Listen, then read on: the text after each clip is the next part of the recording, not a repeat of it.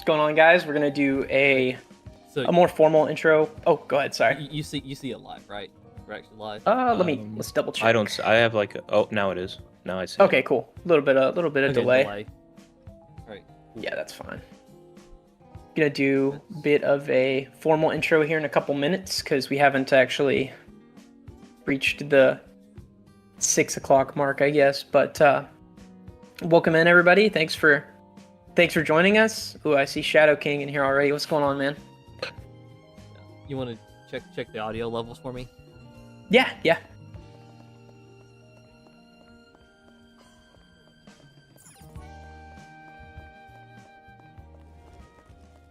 That's my thing. No, it all sounds great. Okay, does my game feel quiet? Like your game audio? Yeah. It's kind of quiet, but I think that's fine. I don't think anyone's expecting to really hear your game. The music, the background music sounds good to me. Okay. And that's kind of the main thing I was concerned with. But all right, 1 minute till here, so I think we can go ahead and get started. Hello, everybody. Welcome to the Calling Card Patch Report. It's a new name of our podcast. This is Destro, and I'm here with Watts and Slick Rick. This is episode 3, and today we're going to be talking about patch 3.0. While people start to come in, we're going to lead with more of a general question about the patch. And if you guys haven't watched the previous episode, we organized this by me asking a question and then letting Watts or Rick take the lead. And then I answer the question last. So we're going to lead with the first question, a very general one, like I said. Rick, what are your general thoughts on 3.0? I know it's only been a couple days, but just kind of as an overview, what are your initial impressions? Yeah, so far I'm enjoying it.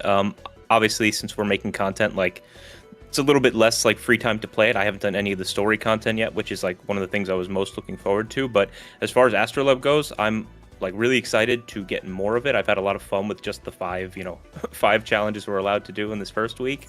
But otherwise, yeah, enjoying Wind. She's actually not Wind. I keep calling her Wind. Mont. She's a little bit stronger than I kind of anticipated her to be. I still think she has some of the same issues she had, but I think she's kind of a little bit in the same way Mesa was. A little bit more of a stat stick, just like a glass cannon maybe than she used to be. And the Mindscape is fun too. I haven't dug as much into the Mindscape as I wanted to yet either, but I'm excited. Like there's a lot on the plate here, and I think over time as they kind of expand on it, we're going to appreciate it more than we do right now. Yeah, absolutely. And we're gonna get into Mindscape and our thoughts on that a little later on. But yeah, I agree.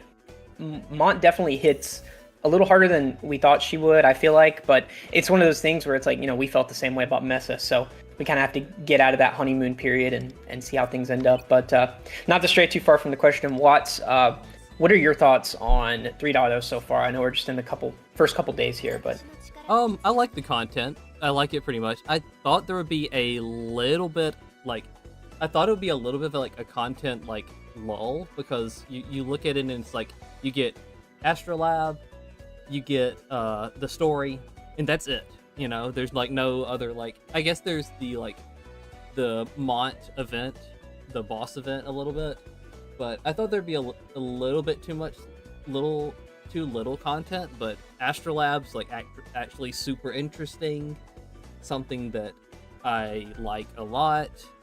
The palace actually feels pretty good, and it's like a pretty good length too. It felt a little weird that it was like kind of story loaded on the front floor. So I was like on the first floor thinking, oh, this is gonna be like super long, and then I get to the first floor, then like the second floor, and it's like, all right, the palace is up. I spent like 15 minutes on the second floor doing story, but that first floor is gigantic, and like I'm still not through all of it. Yeah, but I like it. Mont is actually super surprised me how much damage she's doing. I don't know why I'm surprised, but yeah, she's sick. She kind of just comes down to like how often they run her boss. Yeah. But yeah, they really seem to kind of roll over on her ice side, and we're just like, okay, let's try to salvage this character and buff the highlight. And the highlight, when I was making the guide for her, I feel like the highlight wasn't as highly valued, and giving her that big chunk towards it has seemed to help a little bit, but once again, like we said, it's one of those things where we're going to have to see how she performs down the road, especially with Kasumi coming up. But and her follow-up damage does so much. Yeah. I've been hitting for some absolutely absurd numbers. Yeah, her single target numbers are really good. Like even at A0, it's pretty interesting to see. Yeah, like for fun, I ran her on like the Otavatka boss, and I got, comparing her to a A6 Makoto, I got like 40 million less with her, which is absurd for an A0 question or not question, character. Yeah, especially when Makoto was Queen was kind of the benchmark like OP character, you know, not too long ago. But yeah, as far as my thoughts on 3.0, I like it. Does it feel a little content sparse on the surface? When we watched the stream, I felt like, oh man, you know, I'm kind of surprised there's no new social links. It's just the unlock of the rest of months and new story stuff. But as far as being in the deeper into the like competitive and like meta side of this game, there's a lot to do if you enjoy keeping up in Nightmare Gateway and SOS, because we have all these card sets we have to build now. You have to swap over chord to creation reconciliation, and that's a whole process. And then Mont has this brand new kit you have to build. And I've been so busy making videos and stuff, I just finished the story stuff today, and I don't really have anything controversial to say on that. I like the story a lot.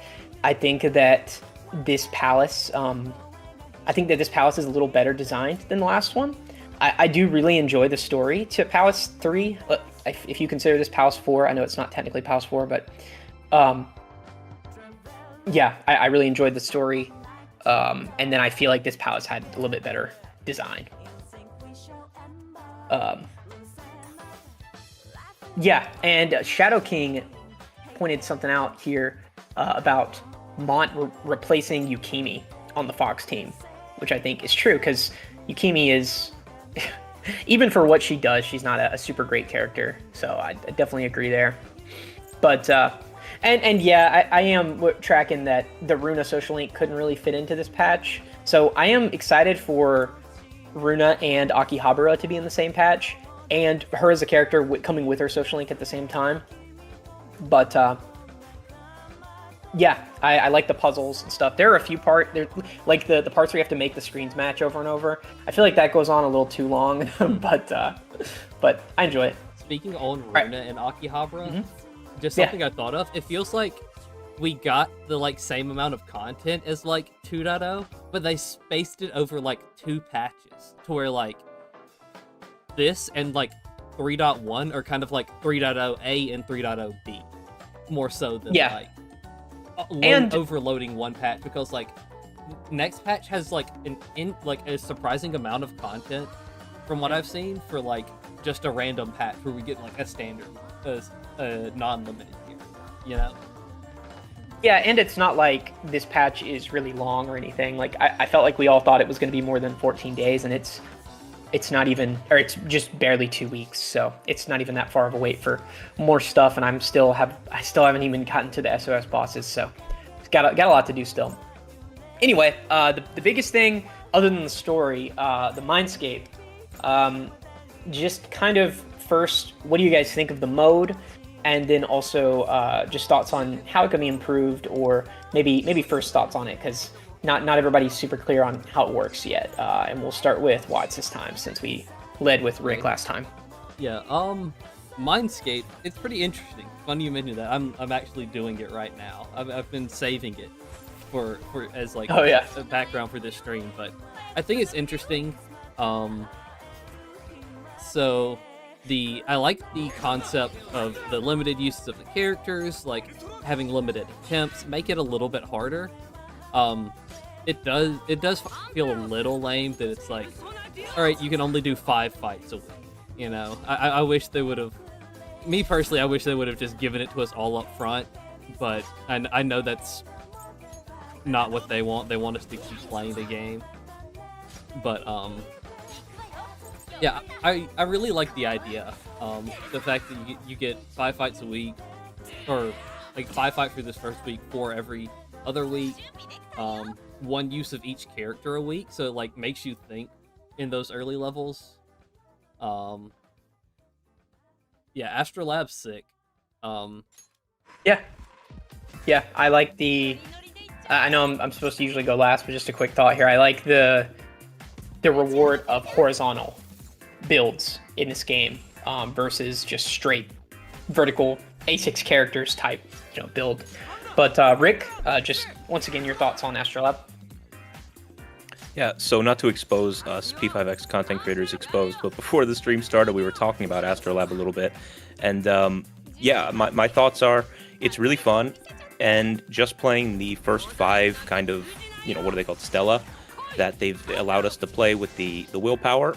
I am wishing that this was like 10 times as big, or there was multiple maps to start with, or maybe there was like one rotating map and there was a couple of maps that were just, you could clear them on your own time. I want to play more of it, and there's just not a lot of it in the game right now. That's the only negative, because I'm actually enjoying it quite a bit. I'm enjoying having to read, all the effects and try and plot out, like, okay, I plan on using this character 3 times, so I can't use them here. So what should I use in place? And then this first one, I'm just going to wonder DPS, because I don't want to waste a unit. I'm enjoying it. It's kind of the first thought-provoking thing in the game outside of, like, swap this skill for higher number on Guild Boss. You know what I mean? That we've had in quite some time. So I'm having a lot of fun with it. Yeah, no, definitely agreed. Of everything I've played so far on Global and TW, I feel like these modes, and I know you couldn't really call Mindscape a proper rogue or roguelike mode, but this and Tartarus, and I promise one of these days I'll go one of these streams without mentioning Tartarus.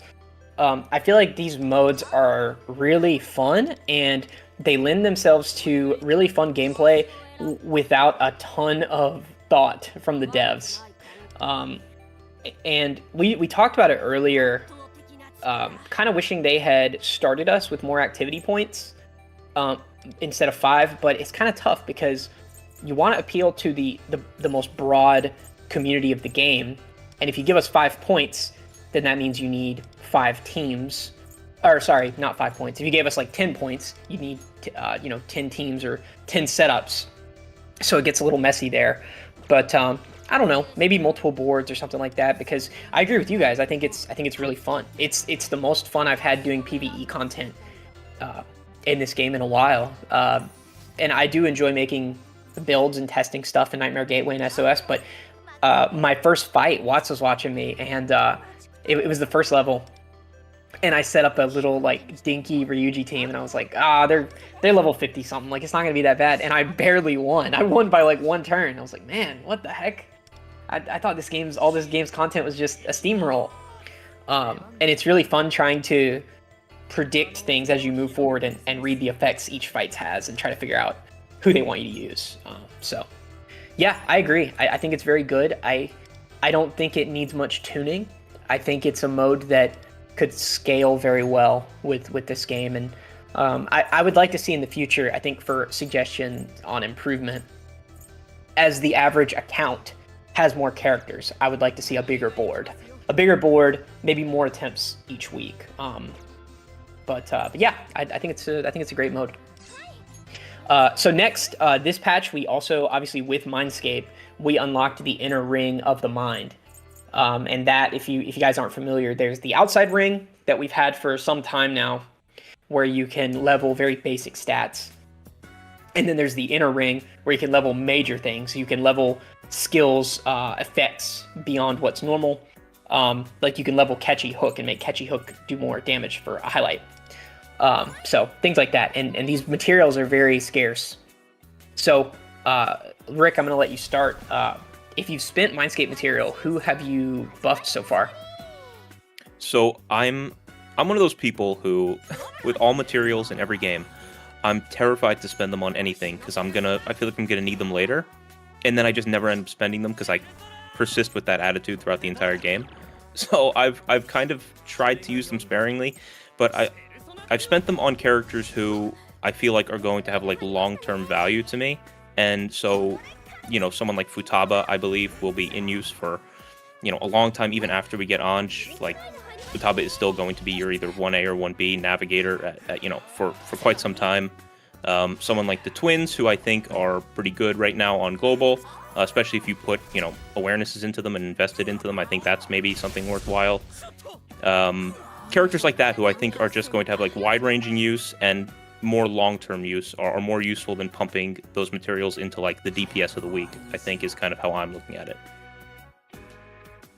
Yeah, agreed. There's definitely like a deteriorating gain when it comes to, okay, this is the DPS of the patch. I'm gonna focus on Mindscape here versus like, Accord, a Futaba, one of the mainstays. But Watts, on your account, who have you used your Mindscape materials on so far? Give me 1 second. I believe my OBS is saying that I'm overloaded. Oh, okay. Overloaded. So check the stream for me, make sure we're still alive. The stream it's a little bit laggy, but I believe we're still here. Okay. I see Destro's comment in the chat. Okay, cool. Yeah, I also see discourse about how to say Stella. So. Yeah, I'm still seeing Shadow King talk.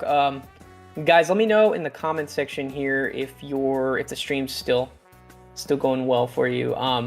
Watts, you could try closing your stream in Discord to save yourself some resources. I can do that. I also stopped the manual recording I was doing. Okay, so that's fine. We're just going to use your audio, or we can that's fine. Download the VOD later. Oh yeah, that's fine. Let's check that out. We'll just do a quick little siesta here. I respect that, Shadow King and Melissa. I respect it. Okay, I'm reopening the stream real quick, making sure things are.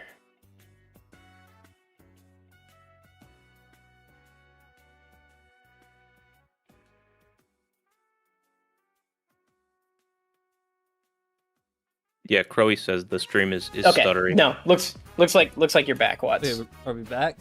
Yeah. So looked like sorry about that. Yeah. No worries. Looks like Watts's computer was screaming at us, doing too much at once. Yeah, Mark, we're tracking. We just kind of started things over, so sorry about that, guys. I was streaming to Discord, streaming to YouTube, recording all at the same time, but okay. And Shadow King just said the voices are fine. It's just the gameplay's laggy, and this gameplay won't be used for the actual recording of the stream, so should be fine. The actual episode of the podcast on the channel, so should be fine. Looks stabilized now, Watts. Okay, cool. Okay, awesome. Sorry about that, guys. So getting back to it, we were talking about Mindscape. We went over Rick's Mindscape so far, who he's leveled in the inner ring of the Mindscape, and I just asked Watts. Yes. Okay. So what I did was, as soon as I went and collected all my Mindscape materials, is I poured them all into my twins because I A6'd them. I don't know why I A6'd them, but you know what? We're here now, so we're rolling with it. And I mean, of course, if I A6 a character, I feel like that's a good sign that I should, put more resources into them. Other than that, I took boards. I leveled the one that was her catchy hook and unison notes. I leveled that one all the way to the max. And then I've started leveling both of Futaba's skills. And then on a couple of my DPS, I added some crit rate, added some attack, just things that would help me push them to the 100p level, so that I could unlock the last thing in the Thieves' Den for them. But overall, I feel like most characters, unless it's a character that you really think is going to be super long term, one that you can really use, I don't think there's many characters that you want to upgrade all of the abilities of. Because on the supports, I like upgrading the abilities, and on the DPS, I've been leaning more towards giving the ones that give raw stats. But the abilities on the DPS are also really good. It's just that the DPS are a lot more situational than the supports, so I want to invest less into them, it feels, or so, like that. Yeah. They're there are a lot of them that kind of feel like a trap. Like there are some skills, some inner Mindscape stuff where it's like, oh man, why would you level that? But I mean, some of it just seems like it's there for build. What's the word I'm looking for? Build room. Like Cord. You know, you start buffing Catchy Hook. You start buffing these abilities. Okay, the attack ceiling goes up. Maybe you need to give her the stat up, attack up. But even then, it's like just edit your build. You know, it's not worth that much Mindscape material when it's super limited. But yeah, no, I A6'd the twins. Yeah, what Melissa said right there. Cord's defense down. Yeah. Yeah, she does. Where she takes less damage. Yeah, and I will say, in SOS, those birds were beating the hell out of her, so maybe maybe that's why she has it, but what a waste. Definitely don't buy that, at least not at a high level. But no, I have the A6 twins as well. It was a bit of a avalanche in our guild with the A6 twins.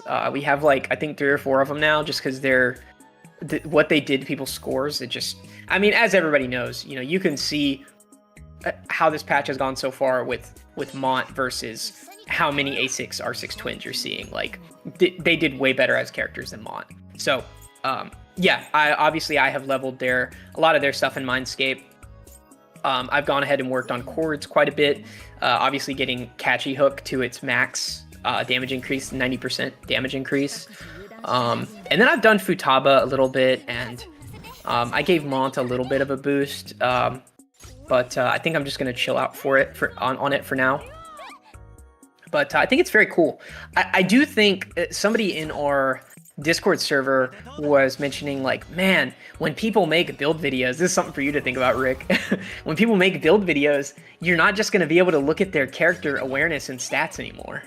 It's like, oh man, well, okay, what's the P level and where do the P levels come from? Like, how much of a boost do they actually have for the score? Like that kind of thing. So, but I'm a huge fan of all the nuanced stuff. Like, I like the level 100 they have on CN. I like all the Mindscape stuff. I really like getting more out of these characters and them having more attributes to mess around with, because that's one of my favorite parts of this game. So, all right, I'll quit my rambling though. So kind of an off-topic question, but I'm just curious because people go back and forth in our server. People go back and forth about it. So Watts, we'll start with you. Are you saving standard pools and why? So for the longest time, I was I'm just going to use my standard pools, like, proponent. I feel like the odds of getting a new character is, like, so low, and, like, I already had, like, I was already, like, getting a lot of dupes of these other characters. Like, I had, like, A5 Ryuji, A5 Ren, A4 On. I was like, I just want to finish those out before, like, I start adding other characters to the pool. And even, like, Marion, like, her first dupe's the only one that really matters, and I already had that from using my Cognites. So for the longest time, I was a do not pull, or, like, go ahead, just rip them, it doesn't matter person. But recently I've decided that I'm just gonna, like, I think it's getting close enough to Phoebe coming out to standard that I'm gonna try and save until Phoebe comes out. Maybe try and get 80 up, do one pity, and if I get it, cool. Oh well, if I didn't. But I think there's an argument for both. After Phoebe, I'm not saving anymore because, like, it's so long until we get not Leo, but Cherish, and then even then he's not that good. It's just like I kind of just want to get the characters I have maxed out now, you know? Yeah, Cherish isn't real, so. But Rick, what are your thoughts? What are your thoughts on this standard ticket saving? Yeah, so I don't do it simply because I have no control of myself, but I go back and forth on it because, like, on one hand, it's kind of like you could always make the argument that, like, there's going to be another character, so I should save them. You know what I mean? So, but at the same time, if you're pulling on the standard, the regular banners enough, you're gonna end up with those characters at some point anyway. I guess if you're on the 50-50. So I don't know. You get like the gem rebate from pulling too. So yeah, I don't know. I tried to think about an answer to this when we were kind of floating topics out, but I don't know where I really stand on it. I go back and forth. I don't do it personally, but that's not like a referendum on what I actually think is like best to do or not. I generally think probably what Watts is doing is smart. Like if there's something close, save, and then kind of rip them all off once they get added. Otherwise, I think just spend them, get the Cogna gems or whatever, and then you could use those for jewels to pull on the premium banners. Yeah, agreed. I like Rick, I have no self-control. I also I thought about it for a while. I think it was during like 2.0 or pre 2.0. I saved like 100, and I streamed me pulling 100 in the guild, and I got just absolute slop. Like I went all the way to pity, and I got stupid Morgana. I got the cat, and didn't get anything early, and I was just like, dude, people are gonna save like 300 pulls. They're going to use all of them. They're going to wait for the character. They're going to use all of them. They're not going to hit. Some people will, some people won't. But I am on Team Rick. I like having the Violet Cogna gems. And I have a big fund of them that I'm saving to pull Makoto Yuki A6 R6. So the way I see it, I want to go ahead and just keep building that fund up and go ahead and get all the standard characters A6. So yes, I'm still on team pull everything you have. But now that we've finished that question, I want to do our first question from chat. There's a really good one from Shadow King. Shadow King says, question, for your DPS character in the inner ring of the Mindscape, the fourth inner Mindscape increases one of the main damaging stats like crit, attack, mult, and pierce. What would your preferred increase in that stat be? And we'll let Rick lead on that one. Yeah, I kind of agree with Shadow on that. I think Pierce is probably one of the better ones. I don't know what the full pool of potential, ones you can get are, but I would imagine it's kind of like the standard ones that you're looking for, right? Like any kind of crit, attack, mult, and pierce are probably what you're going for. But again, it's probably character dependent too, right? Like what does certain characters scale on more than others? So yeah, it probably is going to depend on what the actual unit is. And I don't know what the criteria is for which ones they set for what character. I don't know if they have a rhyme or reason for it. I would imagine that stat goes with the character to some extent. So it's probably useful to have it. But case by case, I would say.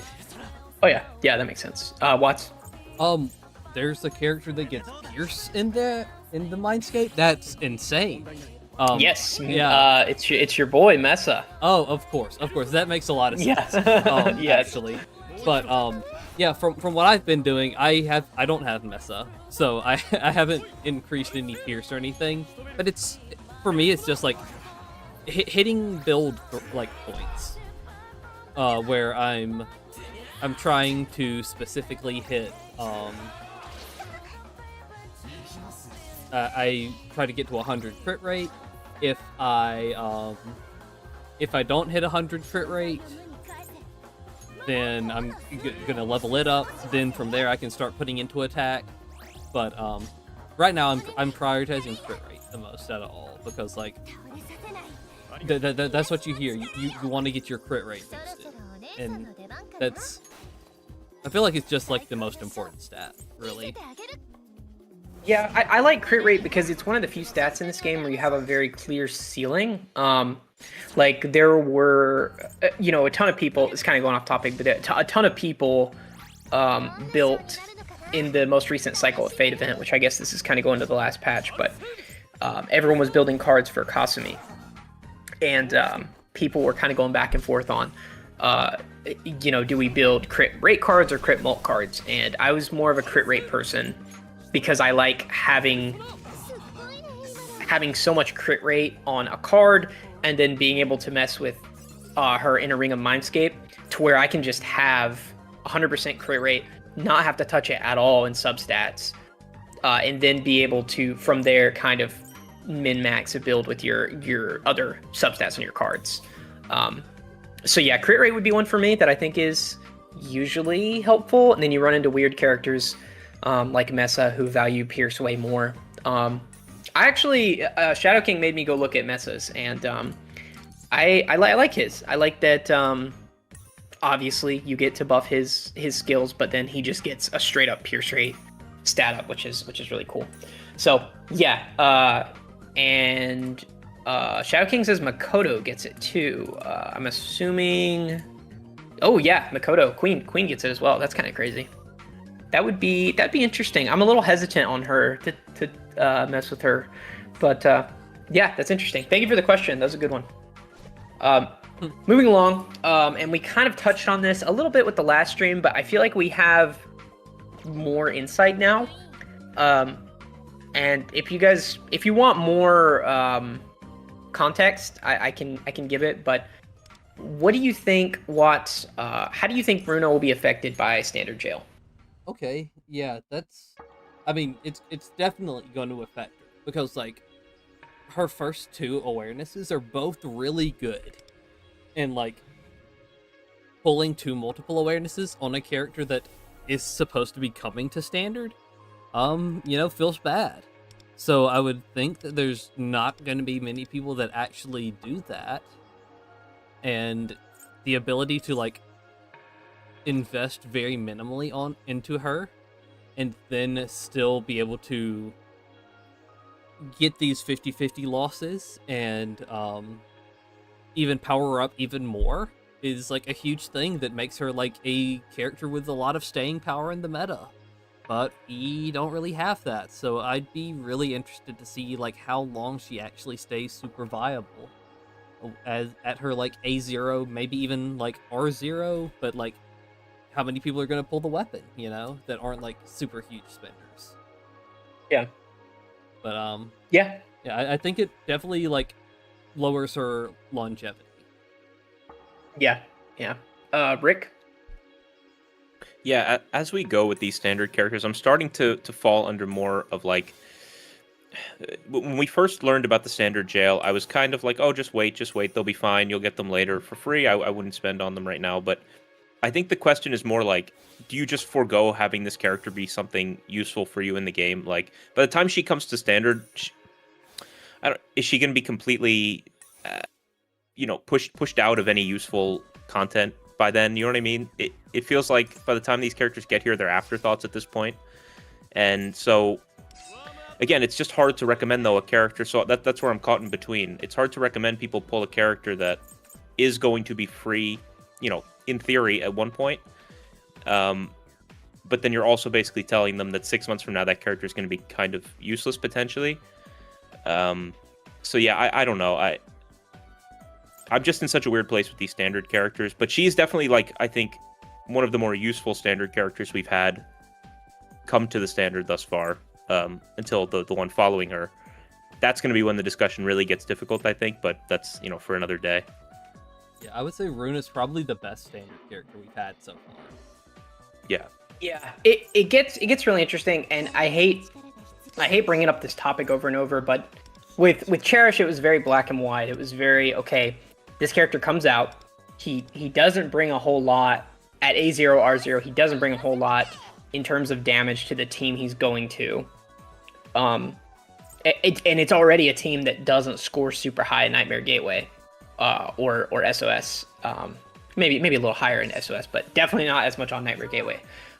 Very, very black and white character in terms of, oh, you can kind of skip this character. Marion was a bit of a pain to not have. Because you got to think of the content that was released around her at that time back then. We didn't have, our next best sustain was what, Morgana before Marion? Yeah. Or maybe I'm forgetting Lufel, something? I guess, depending on how you had to build out. But yeah. And then after that was Phoebe, and I don't know. The further we get in, I feel like after we got Rico, the pain of Phoebe being limited kind of died off a little bit. Runa is going to be really interesting because she would release definitely after Matoi, and Matoi is going to be the interesting saboteur to have over her, and Matoi comes out 4 patches after her. So that's gonna be a big question for me, is the niche that Matoi fills as a character. If I can just pull her and she has more longevity, why in the world would I be interested in heavily investing in Runa, right? Thankfully, one thing that I think is a calculated move from them is she is very heavily tied to Akihabara, and I've done her social link on TW, and I really like it. And Akihabara is also a really cool city for this game. It fits really well in P5X, so I think a lot of people will pull her just because they like her. Yeah, Shadow King's correct, and we could talk about this every stream, so I won't harp on it too much. But Turbo being in standard jail, that is going to be just, I'll go on record saying I think people should just treat her like a limited character and just go ahead and get her A0 R0 at least. I was just about to say, I'm probably going to recommend people just pull her as a premium unit. I'm just going to treat her as a premium, I think. People are still using her for, like,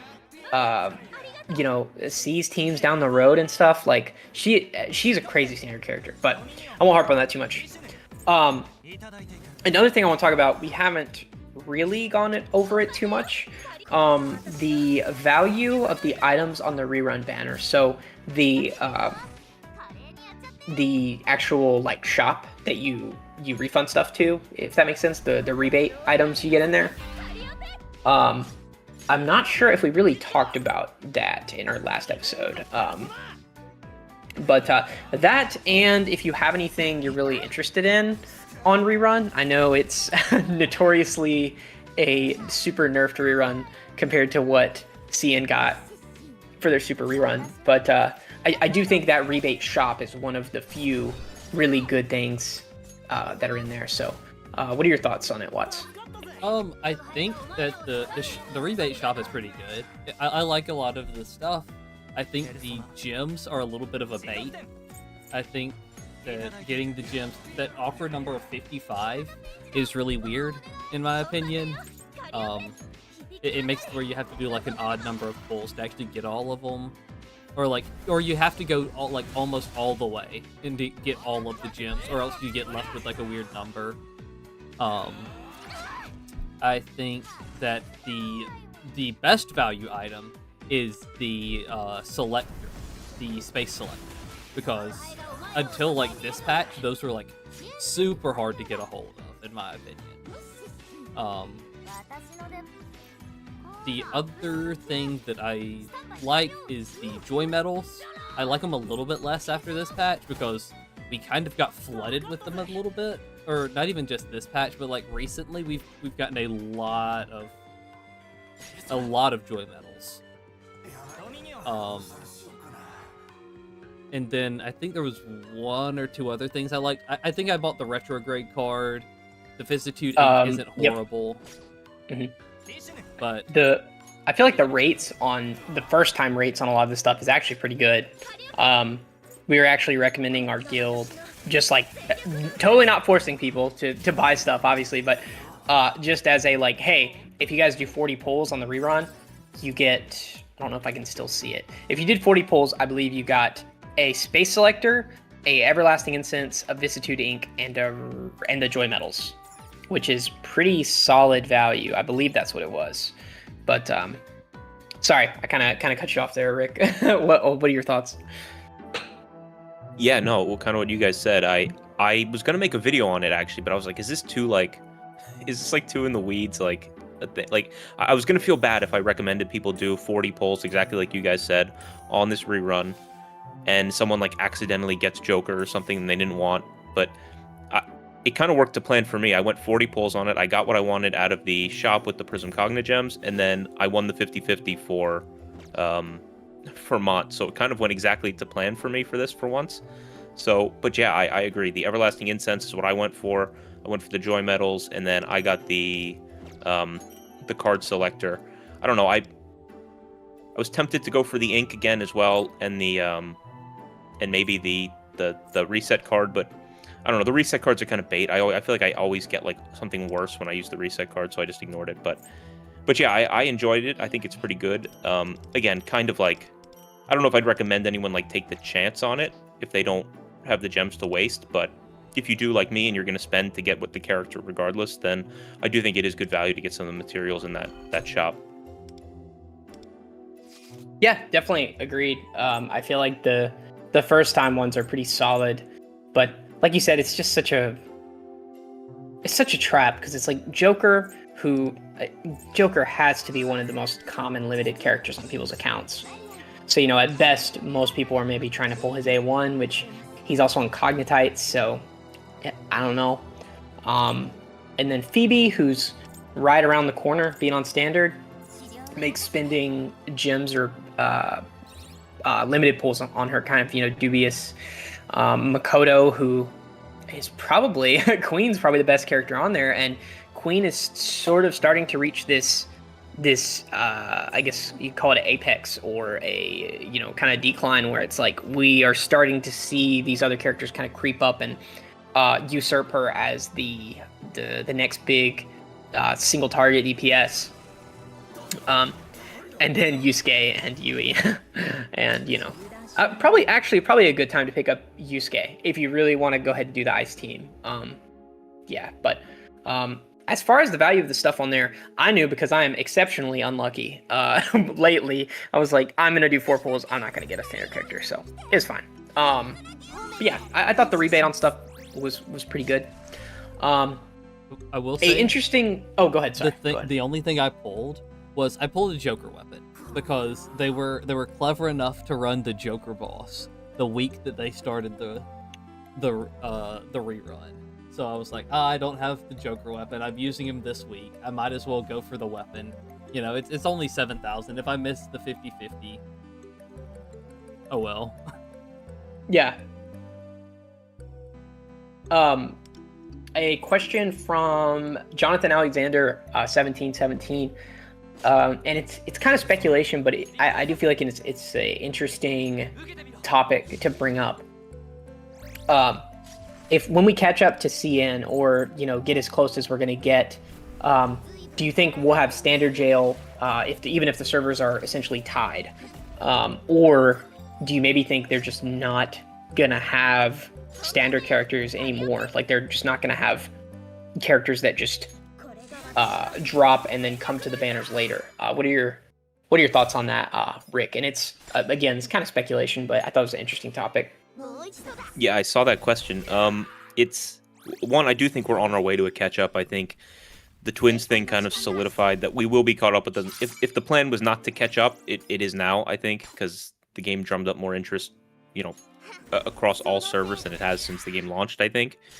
But yeah, it seems like they are moving away from the standard thing. I imagine because we think it makes too much sense that if they ever did release one and we were all at the same time, that we would all just get them immediately after. They'll do the opposite, and like CN would get them immediately after, and then we would still have to wait the 6 months for whatever reason. And they would just kind of ignore it and then never change it. That's kind of how I imagine it would go down. But hopefully they just drop, like, I don't know, like if you're gonna add a standard character, just add like a new pool of standard characters to the banner like all at once. That's kind of how I would do it. And don't even do a banner for them, just drop them in there. But that doesn't make them money, so I don't know why they would do that, but yeah, that's kind of how I would go about it. Yeah. Again, kind of just speculation, like we're all just kind of making stuff up here. A lot of assumptions, so I don't want anyone to think it's, fact, but what are your thoughts on that topic, Watts? Yeah, it's really interesting because there's like a couple of ways to look at it, because like there's definitely going to be a lot of outrage if we get a character later than they do when they were released at the same time.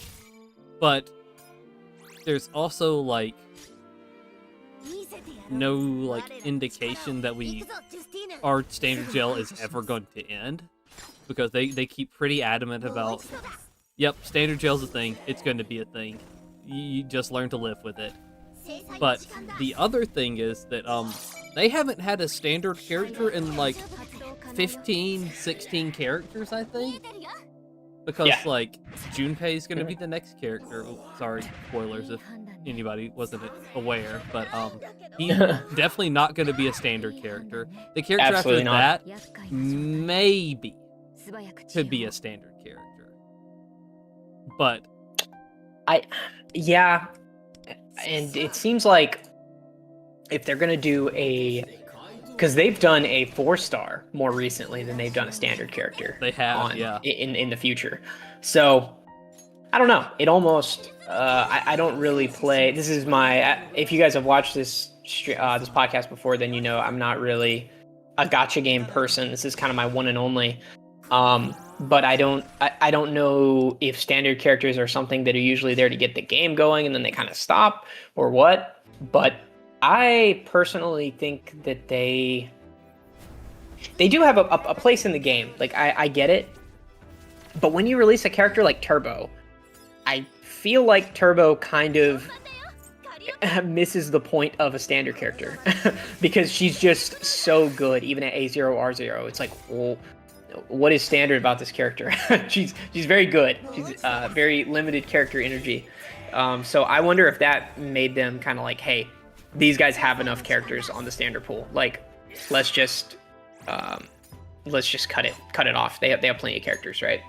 So I do like the idea of them putting strong characters on the standard banner, so like it doesn't feel as bad to like actually get one of them, because like I know now for like even me, like I couldn't imagine on what it's like if you've been playing since day one and you're on like 4.6.1 million or whatever, and you pulled a Haruna or a Morgana, like, or even like a Phoebe, not even Phoebe kind of, or like a Marion after you've got her A1. Like, it's kind of disappointing, but every time you see a Turbo, you're like, okay, I kind of won even when I was losing, you know? Yeah, and really it's the same to an extent, a lesser so, but still like a win when you're losing. Oh yeah, definitely a higher tier standard character. Yeah, very very interesting question though. Thank you. Sorry. Yeah, no, go ahead. But I think something they could also do, which I don't know if they've done in any. I know, Watts, you played Star Rail. I don't remember if they ever added some of like the original like 1.0 premium characters into the standard pool after like a certain number of major version patches. But that is something interesting. I think maybe they could look at doing at some point. They probably won't, because they could sell Joker to new players forever, which they're doing right now. But like at some point, I could definitely like, if no one's paying for those characters anymore, you might as well just throw them onto the standard. You know, get people excited. Maybe a new player spends money on the standard because they don't know any better or whatever. You know, but you know, yes, that's just a thought. That's something I feel like I've seen in other games that might be something they could do here at some point. Not anytime soon, I imagine. It would have to be like a year or two down the line, but yeah, that's one thing I was thinking about. Like, and once again, we're on the speculation train, sort of. Jonathan, you've opened Pandora's box. We're going off the rails here, but that is an interesting thought. Kind of having these older mainstay limited characters and throwing them onto standard banner at some point instead of making these new characters and adding them to standard. I kind of wonder what, because like say you run a rerun in 4.7.3 when Junpei comes out, no one is gonna pull Queen, right? Queen is at their point in the meta. Queen is so why not put like you said, why not put a character like that in standard for someone's account, like just to have more characters in standard, right?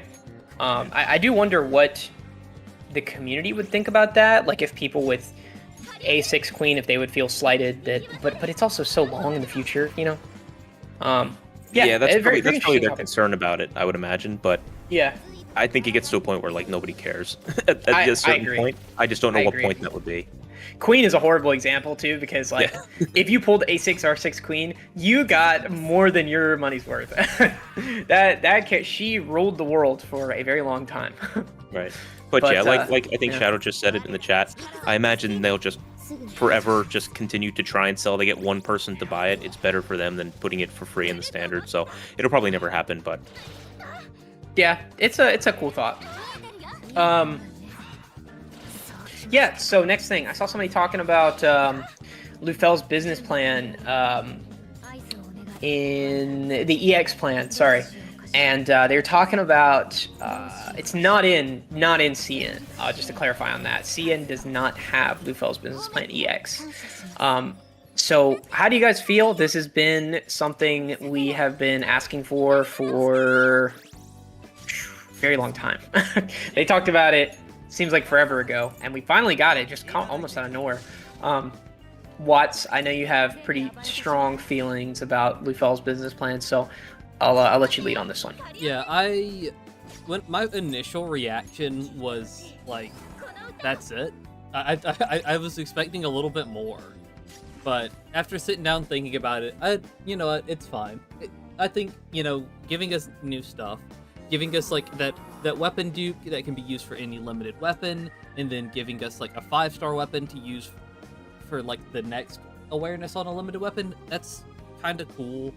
A lot of the chapter rewards I feel were a little underwhelming. Like that one, like I completed a page and then they gave me a tea and 2 aroma diffusers, which is like stuff that I buy, but it's not stuff that I'm like, oh man, I really need more of these, because like if that was like earlier in the game I could see it, but anybody who's completing page like 5 or 6 of Lufel's business plan X, they're pretty far, you know, like they're pretty far into the game.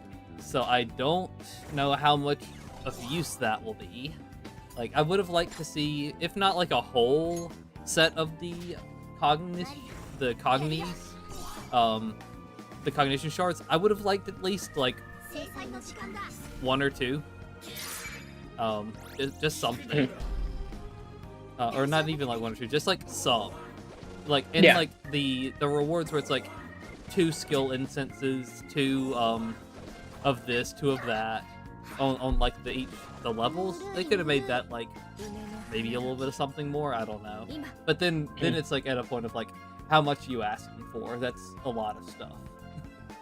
Yeah, if they put something like that every one of those places. Yeah. Rick? Yeah, I agree. Like, the rewards did seem a little bit underwhelming. I wish they would have given us more of the Metal 4 personas, like that selector for the Metal 4 thing. I thought it was a really cool idea. I kind of wish we had more than one of those in here.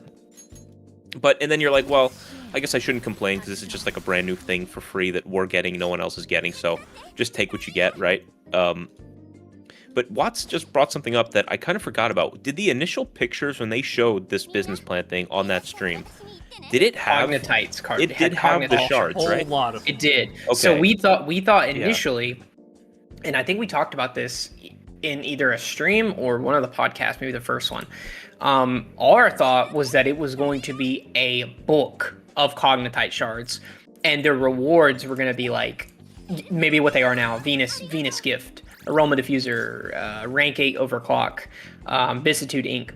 And then the challenges would all give you 1, and they would add up to 60. That was our guess on what it was, but I'm thinking now that was maybe a placeholder. Yeah, I agree and kind of disagree. Like there are rewards where I'm like, okay, what? Like yeah, the city life stuff. Aroma Diffuser and the Santi, it's like, okay, all right. And then the Rank 8 Overclock, I'll always take those. Vicissitude Ink is nice, and the space selectors they gave us are the only reason I have any space selectors, so I always appreciate those. I appreciate it as a sign that the global team can add something into this game that CN does not have. It's nice to see that is a thing they can do, because I'm not gonna lie, I got a little worried when they mentioned it and they talked about it and then they just stopped talking about it. But I think it's a good sign. I think it's I think my biggest issue with the plan, I don't like the reward from it. Completing all the rewards, just getting the standard character weapon. I would have liked to see something else, maybe. I don't know. Maybe since Minami just got added, maybe a standard like character selector, or Something like that. Like Watts said, if you're completing Lufel's business plan EX, you're pretty far into the game. You're at least super level 5. So chances are you've pulled quite a few weapons. You have quite a few standard character weapons already. So I think it's kind of questionable to give us another one because it's just going to end up being overclock material. But overall, I think it's good. I think it's something we don't have that we have now, but I don't think that eliminates it from scrutiny either. So I think overall, pretty good. I think it's a good...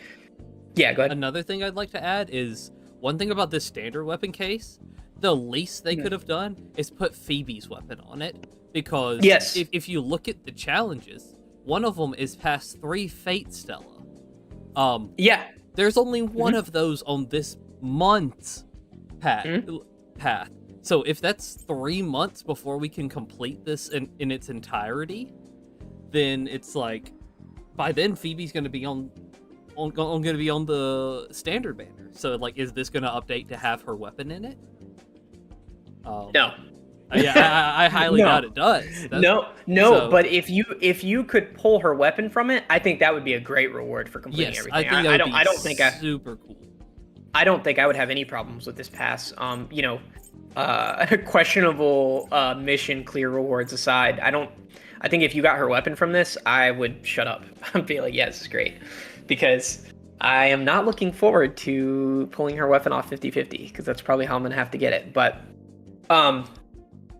yeah, it definitely interesting experiment. Something Jonathan said, he said he likes the idea of them having Lufel X being repeatable somehow, which sounds too generous for the global team. But I would like to see more of this type of stuff. Like if it is going to be kind of sparse like this, maybe have it every big half version patch or every big version patch where it's like, hey guys, new thing, let's encourage you to try to do this new thing with these rewards.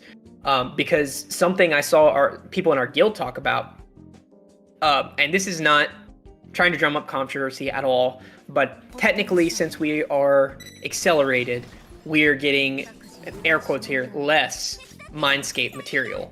And if you notice, they kind of supplement Mindscape material in this pass. You get some Mindscape materials in here. So that could be an interesting way to me to kind of supplement that a little bit every now and then, but just another idea.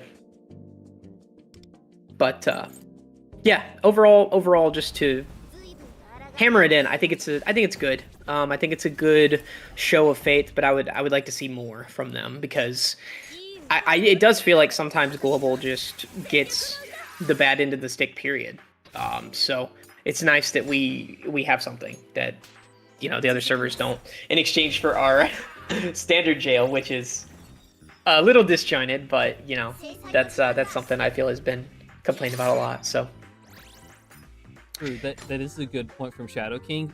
They basically did give us a second of the persona selectors, because they gave us an Emperor's Amulet, which can be used to do the 4 costs, or the Repression Model 4. So yeah, we basically did get it. Yeah, and they we have tier 8s until Macabre, so those are just good for, I don't want to say forever, because nothing's good forever in a gacha game, but they're very valuable, and you don't see them come around a lot.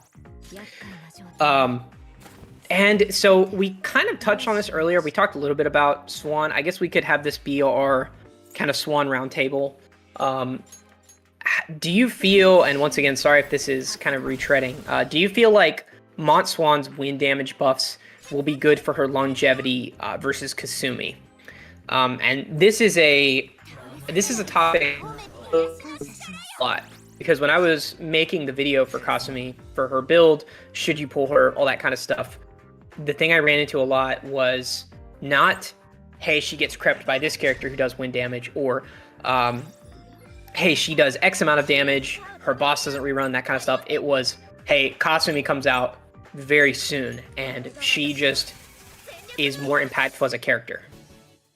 So do you feel like the buffs to Frostgale, Frostgale Kotone's kit will give her more longevity, or do you feel like it's like Mesa, where it's like, you know, hey, this is a nice gesture, but, you know, not so much. I think Watts led last time, so Rick, I'll let you go first. Yeah, I don't think so, just because I'm going under the pretense that Violet is also going to get some form of buff, even if it is minor. Like, they buffed Haru, even if it wasn't much, and she didn't really need it. But yeah, it makes her better now, and it makes you feel like, oh, maybe she can compete. And then I think when Violet comes out, we'll all be like, ah, no, this is still, it's not really comparable. But, you know, whenever the win stuff gets in, she'll be, you know, she'll be good. Maybe people who pulled her will feel slightly better about pulling her, but I don't think it fixes any of, like, the actual issues that she has. And I think Violet's just going to make it more that she's no longer going to be, like, the brute force option. Maybe she'll be the brute force option for, I know you guys were testing her on, like, Atavaka, and she was doing pretty well, but again, she'll be overshadowed by Violet when she comes out in, you know, 2.5 weeks. I think Mont just got hit from every direction by bad timing and characters around her that are just really good. And yeah, I don't think it's going to change much in the long run. Yeah, it's definitely a fair take. Watts? Yeah, I'm in about the same place. Coming from not really, I don't know expressly how much Kasumi does, but all the discussion I've heard is that she just does so much more damage that it's kind of ridiculous. I think these buffs were fine. It makes her a little bit better on, like, the neutral bosses for the time being. Makes her feel less bad to use on those. Makes her boss more fun because you get to see real big numbers. But I think Kasumi's gonna take over the neutral boss just as the same as she did on CN, from what I've heard. Yeah, and I gotta agree. I feel like it's tough. It's tough timing because, you know, and we talked about this last time. The twins coming out, it almost kind of felt like the global team sacrificed Mont a little bit because she's sandwiched between the twins and Kasumi, kind of, and then you also have to wait for her partner to come out, Winvast. So, you know, of course, when Winvast comes out, I'm sure they'll run her boss a little longer, but it's kind of like Mesa, where it's like, you know, if you guys don't run Ball, then I can't use him, you know?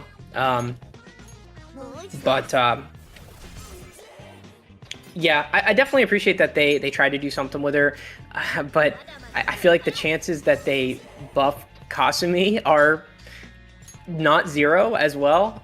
You know, obviously, I don't think she'll get a big of a buff as Swan, because she doesn't really need one. But I could also definitely see them doing something like buffing her A1 or doing that thing where they move an awareness down from one to the other.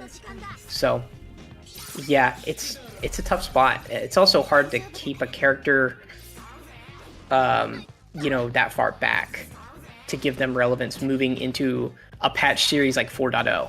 Because even Kasumi, you know, when these characters like Makoto Yuki and Barry start coming out, you know, you can't keep up with that. Like, those characters' awarenesses, and, you know, characters like Barry, her A6, it starts getting crazy. So, you know, not everybody can stay good for as long as a character like not Makoto Yuki, but Queen.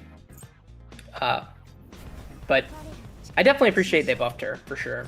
I think my biggest disappointment, and I guess we haven't really talked about this, is my biggest disappointment is that they did not try to salvage her ice kit at all.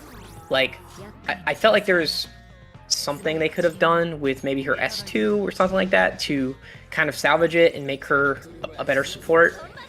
But they just kind of went for the wind kit, which I definitely understand. Rick or Watts, did you have any more thoughts on Swan? Unit's a lot more fun than I thought she'd be. That's about it. Yeah. Oh, go ahead, sorry. Yeah, just as far as you were saying, like, the ice, I'm still of, like, the mindset that they should have just, like, they should have just dumped if you're gonna, like, basically give no attention to it, then you should have just gotten rid of it and made her make her like the go-to win character. Like, I guess she is the go-to win character, but I would have gone more into the win kit. I would have maybe tried to rework her kit a little bit so that maybe she, you know, has different kinds of synergies. I don't know. It just feels like such a waste to have this character that like is this dual element unit. That's what you're selling her as, and then one of the types is essentially unplayable. Yeah, agreed. And it's really funny because I can't remember who made this comment, but you sort of see the development methodology of Blackwings, you know, proper Blackwings, not the global team, with the twins releasing and then Mont Swan releasing, because you have these characters that do dual elements and they do it really well. And it's like, they're OP, like we've established that, but they're also set up really well. Like they're really fun to use. All these roles are really fun to mess with. How the dual elements work is really cool. And then you have Mont Swan, where she's just completely underthought. It's like she's designed for a completely different meta, especially when it comes to her ice stuff. It's like, okay, I guess I can replace Yukimi, kind of, but it's disappointing. It definitely felt like they could have done a little something more with her. I definitely wish they would stop running Cert weak phase, because I'd love to try her out. But I guess you could only have one side then, if you couldn't run the win side of her boss and Cert at the same time. But it'd be fun to try out. Have either of you done her SOS boss yet? Sorry, Rick can go first. No, I have not done any SOS stuff yet. I will probably start working on that stuff tomorrow. But I'm excited. Yeah, I went in and I just did like the stupid things that you have to clear out that nobody wants to do, and then just so I could go in and kind of see what the bosses were. And yeah, I always check the rankings because I'm curious to see like, okay, what kind of teams are people running. And yeah, it's interesting. I'm curious to run the team without, obviously, because the twins are going to be used on the other side. So yeah, I'm curious to see what this Leon Vino seems to be what everyone's going for can do. Yeah, no, definitely, I agree. And then Watts is running through it. He's running through it right now. Yeah, I did the twins first. I haven't touched hers yet. Yeah. I might want to move some things around. It seems like everybody's using Phoebe with her, but I used Wind on the other side so I could save Futaba for her. But yeah, I don't know. It's interesting because she clearly is the lower priority side because like the twins are just kind of broken. And yeah, it's going to be interesting to see how long they kind of hijack things. Because yeah. And I know I don't want to retread the last episode because we speculated on a lot of that with the last episode, but I feel like they're still kind of looming in the background of these really powerful supports. Yeah, I feel like they won't run their boss explicitly for much longer. No. So, but still, they're going to be, I feel like they're going to be hanging around as strategists on people's teams for the foreseeable future. Like they bring a lot to it. Maybe I feel like Winvast is going to give us a little bit more variety in that angle. But yeah, that's the end of our question list, and we're running up right on a little over an hour here. Do you guys have any thoughts you wanted to kind of workshop or go over? Anything you feel like I didn't cover, Watts? No, nothing for me.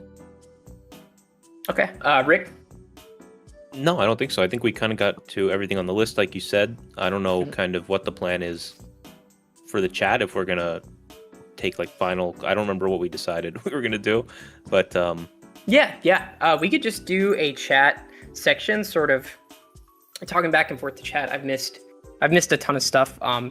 This probably wouldn't make it into the video unless we do like a Q&A panel on, questions from chat and kind of walking them through like we do on our podcast. But I'm definitely down to respond to some of the chat.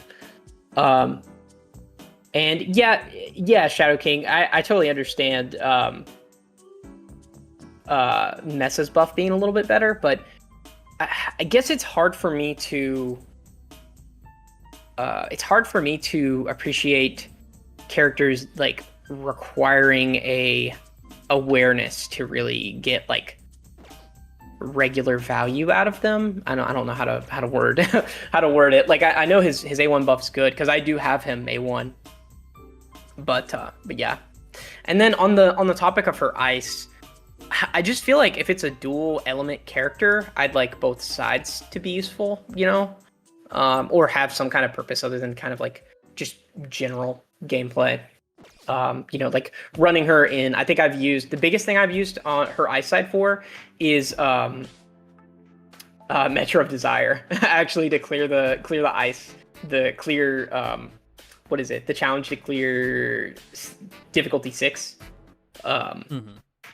Yeah, difficulty 6 with ice characters.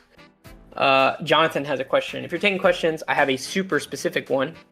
Since Winvast A1 buff... Oh, sorry, I read that incorrectly. Since Winvast A1 buffs all elemental damage on the target, does that include Mesa and Ryuji's physical skills, or is that its own category? Jonathan, you believe physical is excluded from that category? I do not think physical is classified as an element. That's a good question. So when Futaba uses Let me read when Futaba uses skill 3, physical is classified as a weakness, right? Yeah, you can make an enemy weak to physical. So let's see. That's a good question. Okay, so Phoebe uses the word attribute specifically. Okay. Now let's see what Futaba says. If Futaba uses the word attribute, I'm gonna lean towards it being a no. I guess we'll have to see what kind of language they use when she gets here. Yeah. But yeah, I would kind of lean towards no as well, because they're usually kind of specific with like the weird language they choose to use. Because it specifically says elemental damage, which I think that is true. Physical is not an element. Yeah, would lead to needing to be, and even like see here on the screen, there's like a break between the two physicals and then all of the other types of damage. Yeah, it does specify elemental damage on the Winvast awareness, so gonna lean. I definitely wouldn't put money on, you know, betting on that making Winvast a better partner A1 for Mesa. Futaba also says attributes. So yeah, I'm leaning towards no. Okay. Yeah, that's what we were saying, Shadow King. The Phoebe buff does work for Mesa, and then the Futaba skill works for Mesa, but we're thinking the Winvast A1's not gonna apply to Mesa, which kind of sucks, but I mean, you know, I guess Winvast can't do everything. So another question from Ricardo. With the buff, do you guys think we should pull I think what they're saying, pull Mont or wait for Violet? I will answer that. I'll answer that one first because I feel like it's a good question, but so it just depends on, and I'm not gonna do the you know, pull who you want, but I feel like it's our favorite. It's pretty obvious you don't pull Mont, right? Yeah, I pulled him because I like the character, and that's the sole reason. Yeah, and you know, me and Rick make the guides, so we're bound by law to to pull every character. That's our excuse anyway. Yeah, I made a Cherish guide, so I think at this point I'm pulling every character. Yeah, man. You know, especially if you don't spend money on this game, if you're not buying the passes where you get gems every day, definitely don't pull Mont. It's just not, the longevity is just not there, right? And Kasumi she's gonna be solid for a little while. Now I will warn you guys, 4.0 for y'all who haven't looked forward yet, 4.0 it's gonna be challenging for free to play people, or people who are newer, don't have kind of like a pull plan outlined, because some of these characters are crazy, but luckily we also get a lot of cool content added to the game as well.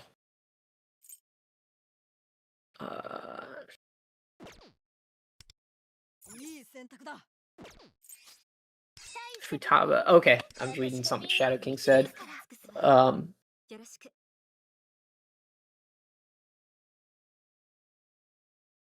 Okay, yeah, Phoebe working better for twins. I could see that. Yeah, Go Futaba. ahead, sorry. So Futaba working for the twins in SOS. I don't think she doesn't like increase their damage taken for almighty damage. It does give the attack buff. So that's why the number's still bigger, what Vincent said. Futaba does work, I guess, if you're like boosting the score. Yeah, she still gives the biggest buff and like biggest score with the twins, but she doesn't work in the sense of you're increasing the enemy's almighty damage taken. Yeah, it's more so her just being so good, a very good, a very good Navi and kind of a giant stat booster than her actual intended mechanic working on their almighty. Yeah, and that is true. That is something I wanted to. That's something I wanted to talk about, Shadow King, but I couldn't really think of a good way to broach it. And maybe you guys have some interesting thoughts on this if you want to talk about it in chat. Just characters getting buffs through Mindscape, kind of changing the landscape of how we value characters in this game. Just your thoughts on that. Like, for example, Mesa just... Characters like Queen and Mesa just having access to Pierce now for free. Does that change how we value these characters? You know, that kind of thing. And that's why I find these kinds of skill unlocks and I guess you call them buffs really interesting. Hey, what's up, Gold?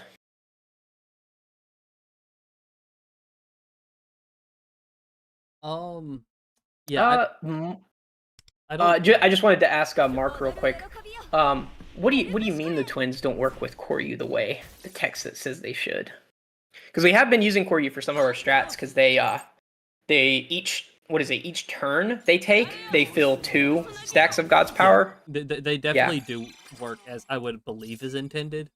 Unless we're missing something. But I've personally seen the attack up from Koryu because I actually heard the same, because I think we had mentioned on some chat we were talking at some point that that it was broken, but I believe it does work. So yeah, it was the day they came out. We were talking in just in general, and we were like, "Oh yeah, I heard that this doesn't work."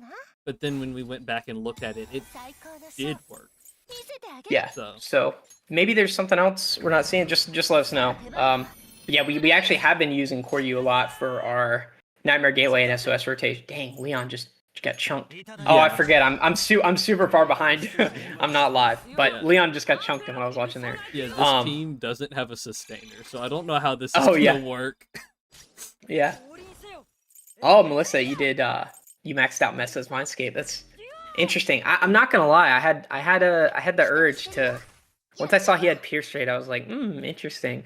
But I don't know. I think I'm gonna have to wait until they run ball again for me to. That's the other thing. I love Mesa. I love his kit. He was actually the first character guide we did for this game, and he was like how I started getting my like passion for video creation on this channel was Mesa. So I wish they would run stuff for him more because I like using him. But yeah, they would if they wanted to suck some Mindscape materials from me, they would run ball because I would definitely give him some more pierce rate.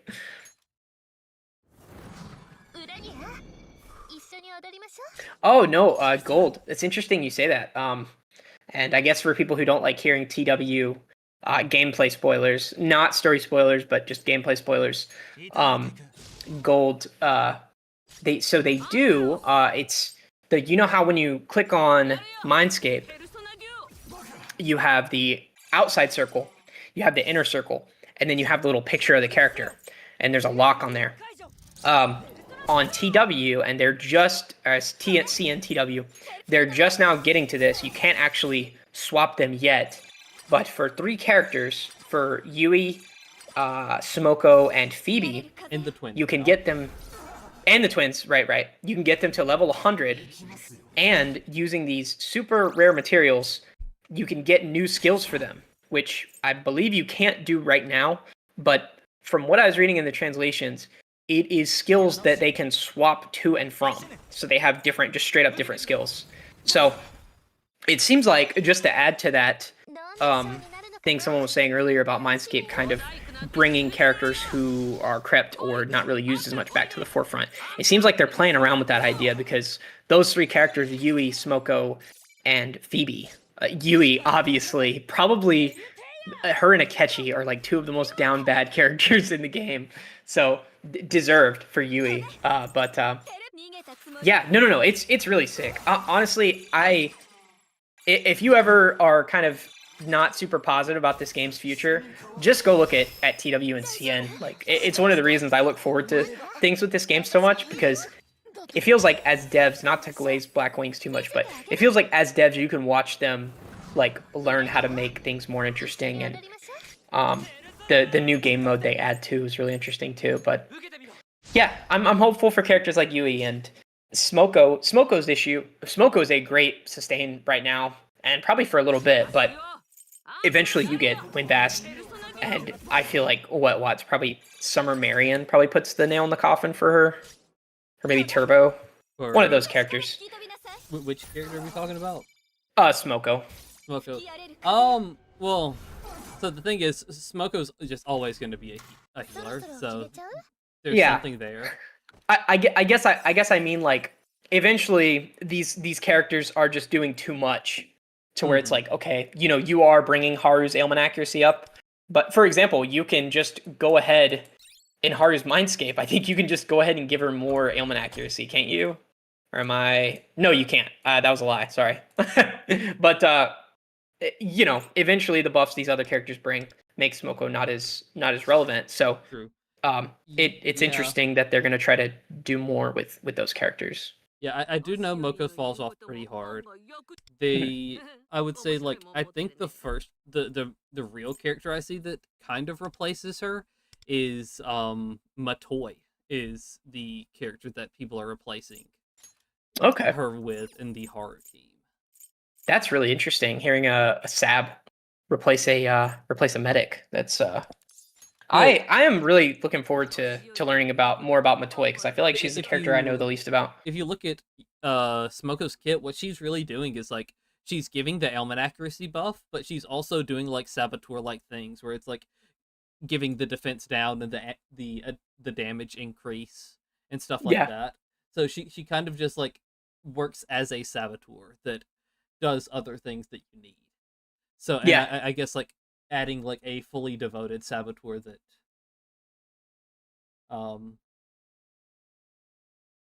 that actually is really good at defense downing, because, like, the saboteurs we have currently are just, it's like Vino, fine, single target, doesn't really work with Haru or like anything else, and then there's Rin, who is like fine, but like her debuffs are like so peculiar to use that you have to, like, if you use it without thinking too much, you're gonna ruin your rotation.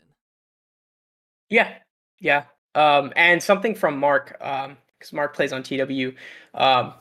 He says he thinks it's just additional skills, like not even swapping, just more skills, which is even more interesting to me.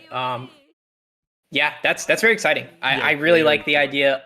I really like the idea of giving value to these older characters, because that's just more value for pulling characters, like, in general.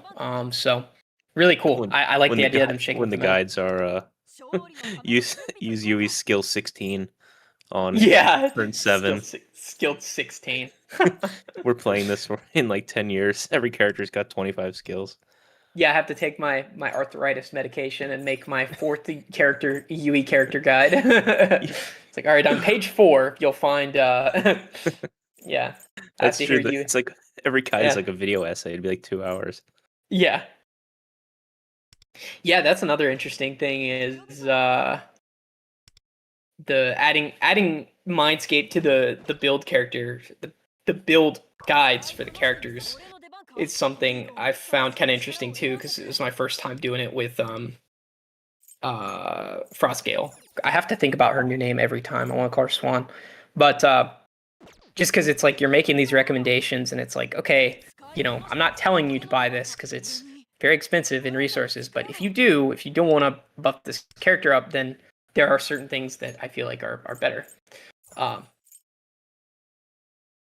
But yeah, definitely a lot of cool stuff looking forward, and I feel like where we're at in the game now, all that stuff feels so much closer. Like our first time doing one of these streams or one of these podcasts, we were talking about 4.0 a little bit, and I felt like it was so far away, and I don't know. It feels like now that we're in 3.0, getting closer and closer to Howler, I feel like stuff's moving a lot faster for some reason. I don't know. But yeah, Shadow King says it turns into Fire Emblem Heroes where every skill is like 5 paragraphs long. I've seen that on Fire Emblem Heroes, and then also what is it, Grand Blue Fantasy? That has the insane character descriptions sometimes. Yeah, I've seen that, and I don't even like I said, this is the only gacha game I play, and I've seen that stuff. It's like my least favorite gacha thing that they feel the need to like create a stack or an effect for everything, like even things that already exist. Like they'll create a separate effect name for a defense down that's just a defense down, but then that is tied to another effect name that's just like a marker for another effect. And this game does it a little bit, but it's not quite as bad as some of the other games. But I despise it so much. It makes everything like 10 times more complicated for no reason. You're talking about like when you use this skill, inflict frostbite. Right. Do this, Frostbite's just like when Frostbite's just like they're locked for a turn, or it's just like an ice damage up, but it has a name because that name is tied to another skill, which gives some other mark to the character so that they can use a separate skill. That is one thing I want to. I feel like I've been pretty positive. Usually between me and Watts, I'm like the more positive person, and he's a little more critical. But I will complain as somebody who makes guides for the games and has to swap the translations over when they do the streams. This, I don't know about you, Rick. I do want your thoughts on this. I feel like the translations versus what Lufel had versus the actual translations were just horrible this time. Like all the names of the skills I felt like were fine. Yeah. The direct translations were fine. The descriptions are like, okay, they're really not doing that much. Like you don't need this much in the description for her skills. That much is really not happening. And then moving stuff from like just calling it domain. Like you just call it domain. That made so much more sense. Yeah. We talked about it when we were because we were both writing our scripts for our character guides. Yeah. And some of the name changes with Mont in particular were, like you just said, they were horrible. Like I don't domain makes so much more sense. It does. Than edge. Like, and maybe that's just my brain because like the weeb brain like knows like, oh, this is a domain expansion. For whatever reason that like plugs into my brain and you see it on the field and it kind of looks like it. Yeah. But what does Spring's edge even mean? Like is like edge like she has an edge on the battlefield? Is that what it means? Like vestige over crystal? Yeah. Why? Well, even then you can make the descriptions make so much more sense if you just say if she's in domain. Which is, I feel like, what the description said before. If she's in domain, then this. If her domain is open, if she's in the domain, but now it's like if the Spring's edge is active. It's like, what are you even saying? They changed frostbite to on ice. Like, it's frostbite. Everyone knows what frostbite is. You say frostbite, everyone gets it. He's inflicted with some kind of ice ailment. Oh yeah. This is our section of complaining about writing scripts for these videos, guys. I think me and Watts' biggest beef with the translation team, Futaba's old skill 3, the direct translation mentioned the Featherman because it's Neo Featherman, coming down and going around your character and giving them the buff to the weakness when she uses her skill 3, and it just doesn't. The translation just doesn't mention it at all in this game for some reason. So it's really interesting how they decide what the skills are called. Another Futaba name is whatever that slot that her 5-star is called. The Techno Mage or whatever. Oh, her weapon, bro. Yeah, her weapon. Hold on, Techno Mage Ultra FS. It's the Temu Alienware. I'm a bigger fan of the Cyberdeck Pro, honestly, myself. Yeah, very funny. Data link established. Yeah.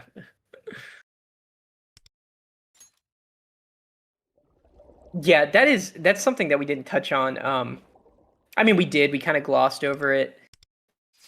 Um, with the twins, do you guys? And just to clarify, I think we've kind of passed the point of the podcast. We're just kind of riffing right now because people are there's more people in here now than when we were actually doing the questions on the podcast. But that's fine. If people are enjoying it, I don't mind going for another little while. The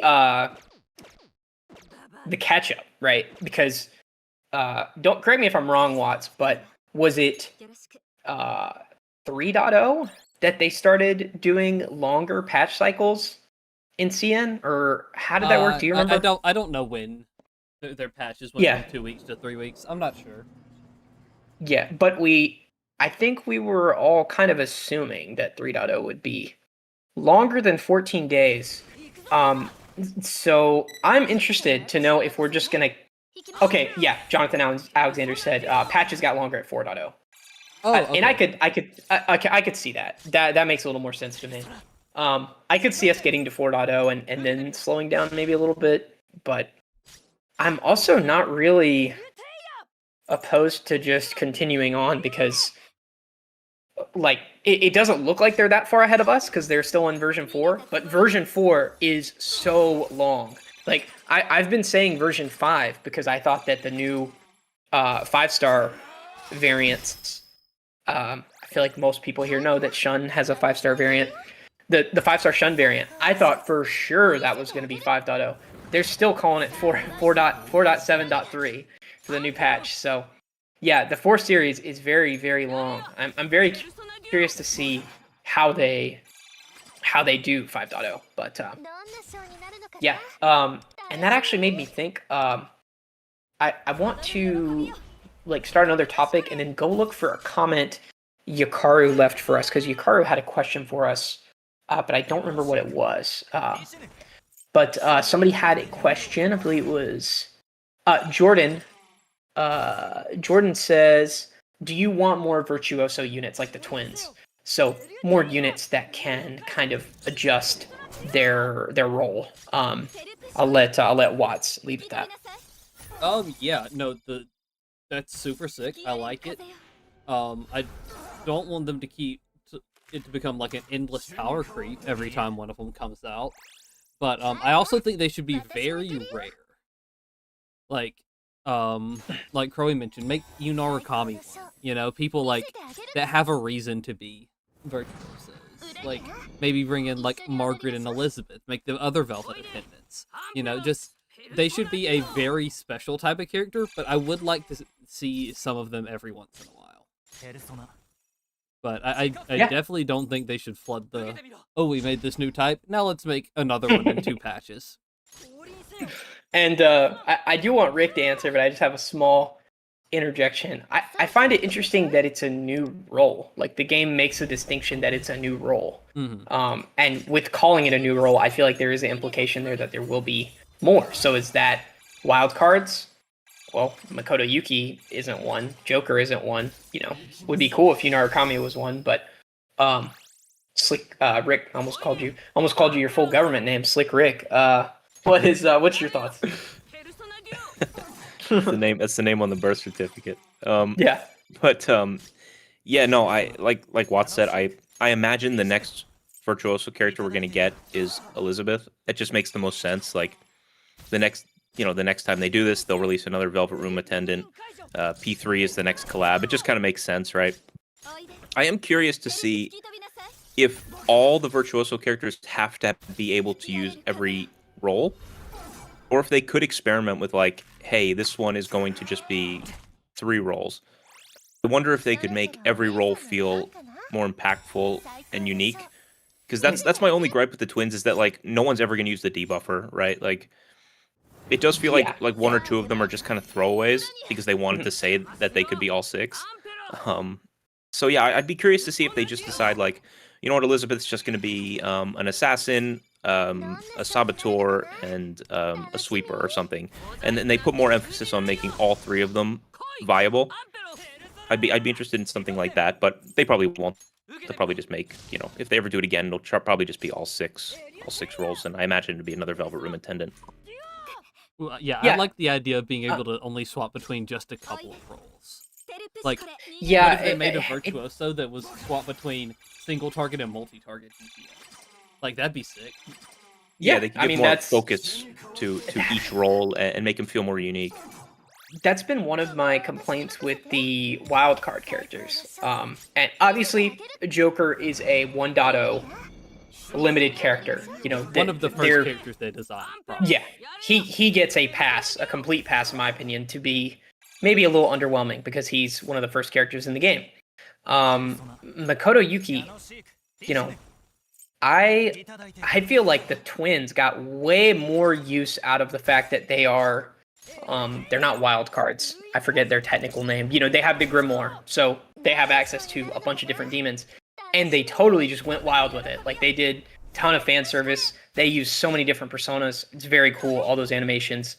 I would like to continue seeing that moving forward. I really hope they do Yunarukami, or maybe we get a different wild card in the future like that. That'd be awesome. And something that would be really interesting to me, because we talked about Elizabeth, and Crowley brought up a good point. I don't know if they have a no spoilers rule. I don't know if they've said that, or maybe I've missed it. They might have said it somewhere a long time ago. Also, if there's a no spoilers rule, please give us Black Mask Akechi. Give him a redemption. Yeah, no, literally. But I think what would be really cool, and I'm not gonna spoil Persona 3, the plot of Persona 3. I feel like most people have probably finished that game, but for those of you who have, something really interesting is if you go look at Makoto Yuki's A6, it directly references the end of that game. And I think that's something that would be really cool, and they would have to address the story of that game, is if they did all of the characters in P3 and then ended with Elizabeth and kind of tied that into how Persona 4 references her. It's very hard to explain that without spoiling things. I don't want to spoil the ending to Persona 3 because it's a great game, and I know a lot of people haven't finished it, and you should. But I think that could be really cool. I think Crossroads of Fate with Elizabeth could be a lot cooler than the one with the twins, because that one was a bit of an ass pull. I'm not gonna lie. I felt like they could have done a little more with those characters, but they're so fun and like well designed and just really cool animations and stuff like that I can't complain too much about them. So very, very long-winded answer, but yes, I think that's a unanimous yes. I think we all want to see more virtuosos. It's a really cool idea. I think switching between single target and multi-target is a cool idea, like Watt said. I think if virtuoso just meant you could do more than one thing, like if that's what that class meant, I think that could be a cool idea. Maybe not switching between every element, because like Rick said, they can't be good in every role. Like they can't. It's not how the game works. So when you have these roles like Sab for the twins that just aren't going to see very much use, it's like, why not just have them have 3 roles, right? People are throwing out like cool characters in the chat. Mm-hmm. Don't get me going, because I feel like they could definitely, like, maybe it's just like a time thing, like the game hasn't been out long enough for them to need to start pulling this stuff, but there's such a large pool of characters that are in Persona games that have personas that they could just put in this game, and immediately people would buy them just because, like, oh, that character from that game. Like someone mentioned, Metis, or I've mentioned Strega before, like, or at least Chidori, because no one would buy the other 2, unfortunately. But I think Revolver Jesus would get some sales. Buy Revolver Jesus. I would. Oh, what's his face? Jin would be the worst selling game in the history of this game. Ain't nobody they'd have to make him like a 4-star on like Chidori in his banner. Yeah, with his weird little strut with his briefcase. You'd have to buy his 5-star. You have to buy his 5-star sparkling briefcase. Ain't nobody buying him. His briefcase comes out of Iwai's briefcase. Yeah, now, dude, it's like one of the rushing nesting dolls of briefcases. Yeah, can you imagine Revolver Jesus, his 5-star. It's like a diamond studded 5-star. That'd be sick, dude. I would buy that. That would be sick. Yeah, that'd be awesome. I've said that I think we mentioned it before at some point, but they'll never add more 4-stars for whatever reason. I wish they would add more 4-stars. I don't know why they don't. I think they could that's one of the things I actually said. I forget if I put it in a video or not, but one of the things I thought could have helped Mont a little bit was if there's a character that has kind of like a specific kit that might not necessarily flow great with the rest of the cast, drop a 4-star with them that plays to them. Like Vino is almost exclusively used with Queen, right? Like she has her own uses that are, viable, but I don't see why they couldn't do that more. It would help. It would help characters, and then it incentivizes people to pull on banners because they want the 4-stars too. No, yeah, I agree. I think 4-star units have a really good place in this game. I mean, look at Leo. Like, look at the longevity you get from a 1.0 character. Yes, he is a strategist, and strategists are inherently probably the best role in this game, other than just straight up damage dealers. But still, like, the fact that that's a free character and he just does what he does so well. Vino, she's got one thing, she does it, and she's really good at it. But I do agree. It is kind of a shame that you look forward, and I won't spoil. I'm sure most people know who the 4-star is, but I won't spoil. But I will tell you, there's only one more for a very, very long time. Definitely a disproportionate amount to how we've been getting them. But yeah, I agree. I think more 4-stars wouldn't really hurt this game or their wallet, really. And also, that's like a good it could be interesting. That's another good spot for them to put these original characters. Like, one of my favorite things is getting the new characters, the original characters from this game, and then they get to still have the crossover events where they bring in the big money making characters. You get the best of both worlds. And Vino, once again, I won't spoil anything, but Vino lays this groundwork to where you have Vino in the area she's in. I believe it's Shinjuku, and then that's where Phoebe works at the bar, and then Vino has this connection to another character that we get later, and it's just really cool. Like Watt said, I enjoy the lore to this game, and I like to see them build it out more versus having more crossovers. And don't get me wrong, the Persona 3 crossover is the only reason I started playing this game, but I've come to really like the lore of P5X too, especially if you finish this Palace. Once again, they have us on the cliffhanger, waiting for Rico's plan.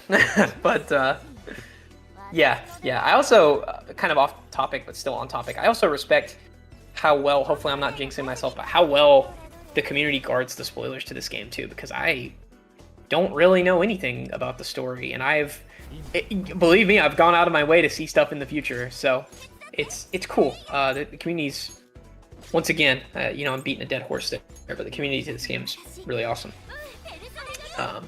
Yeah, Shadow King, I agree. It definitely wouldn't be every banner. I guess I just mean at the rate we are receiving them now. Like, I felt like how we had Wind, and then it's a while before you get another one. It would just be nice to see one drop every now and then with a new character. But yeah, definitely want more virtuosos, more fan picks for sure.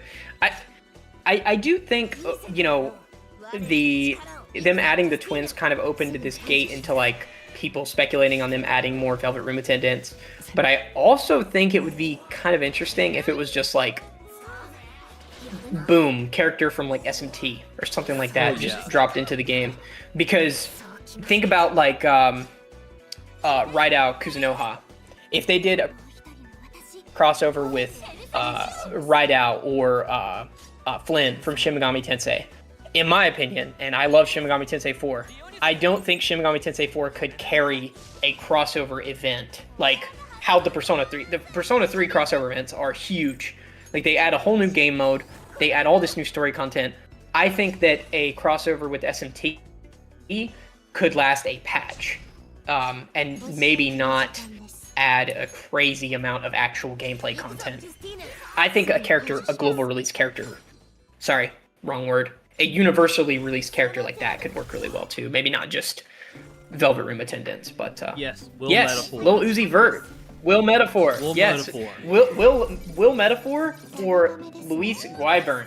I will take Luis Guybern too, and he better be my wallet if Luis Guybern enters and this he better. Oh, a little bit of lag there from Watts, or was that me? Okay, it's been lagging on and off the whole you got. time. Okay, you're back. Yes, you would. I would be. I think I said this before to Rick. I would be living on the street. I'd be living on the street. I'd still be playing P5X on my phone though, and I'd have that A6R6 Luis, because that would be a really cool character. Shadow King says. Yeah, that's he thinks if. Yeah. Oh yeah. Shadow King says if he thinks if they did any non-Persona game, it'd be Metaphor or SMT5. Yeah, it's I could see that. Be one of the other the air quotes flagship series that they have. Oh yeah, no, for sure. Yeah, they wouldn't touch like Catherine or anything like that. I think Soul Hack. Yes. Yeah. No. We don't talk about Soul Hackers 2. I don't think you have to worry about seeing a Soul Hackers 2 character in this game.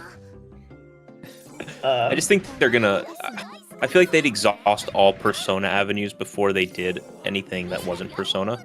Yeah. As much as people would as much as I think a Metaphor collab would be it would be perfect because you could release a whole system around it. I think they'll do P4 before they do Metaphor. They'll do P6 before they do Metaphor, right? They might even do I think Katsuya and Maya into the game before they do Metaphor. So they have said before. Don't ask me to cite my reference, but I have seen it translated that they've said they're only going to do characters that they can kind of rip from existing Atlas games. Oh. Okay. So that kind of keeps us. Yeah, that kind of keeps us from getting P1 and P2. Yeah. Characters because they don't have any modernized models. For now. For now and probably one day it's coming. One day history is gonna make me wrong, but I do think it's gonna be P4, and I think it's gonna be P6, and then maybe one day. There's just so much to address with the Persona 1 and 2 and Eternal Punishment, Innocent Sin type remake. They might do something like the Final Fantasy Pixel remasters, where it's a smaller remaster. That could be, yeah.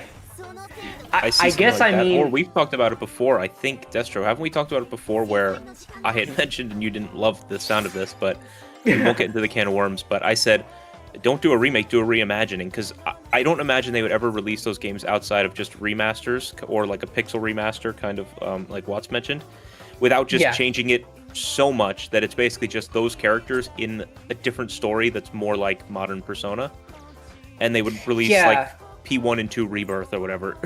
Mm-hmm. Well, and so they have. I won't say they have, but basically, this is back in the day now, I guess. But you had PlayStation 1, Persona 1, Persona 2, Eternal PSP, Punishment, Instant Sin, right? and then you had the PSP, which fixed air quotes some localization issues. A few insensitive decisions. Everyone knows Mark danced crazy. That's all I need to say. People, ball knowers will know what I'm talking about. But ignoring that stuff, that's totally not my point on that. I just feel like they would have to make some adjustments to make Persona 1 and 2 fit more into the Persona 3, 4, 5 brand image that people have. And I'm not opposed to that. I think it could be cool. One of the things I like about Persona 1 so much is the effect of the the world. The issue is actually coming to their world, and shit's just going crazy. It's more like an SMT game where everything's going haywire and the world's being destroyed. And Persona 3 kind of plays with that idea, but it almost feels like the Midnight Hour isn't real to everyone else in that game. Mm-hmm. And then Persona 4 kind of plays with that idea towards the end of the game, with the fog being in the world and people going crazy. But it doesn't really in Persona 1. The people in the school have turned into zombies. Bad things are happening, right? So Yeah, I'm definitely not opposed to. I'm definitely not opposed to it.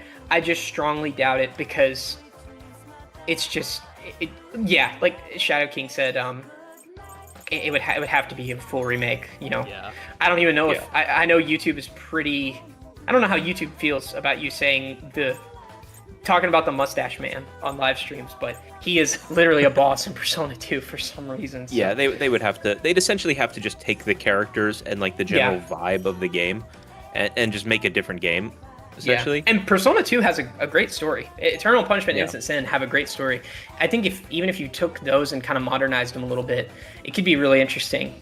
Persona 1, I am not a huge fan of. I think it's a little rough around the edges, and I like classic JRPGs.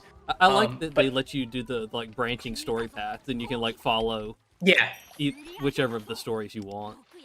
Yeah, it has really cool ideas.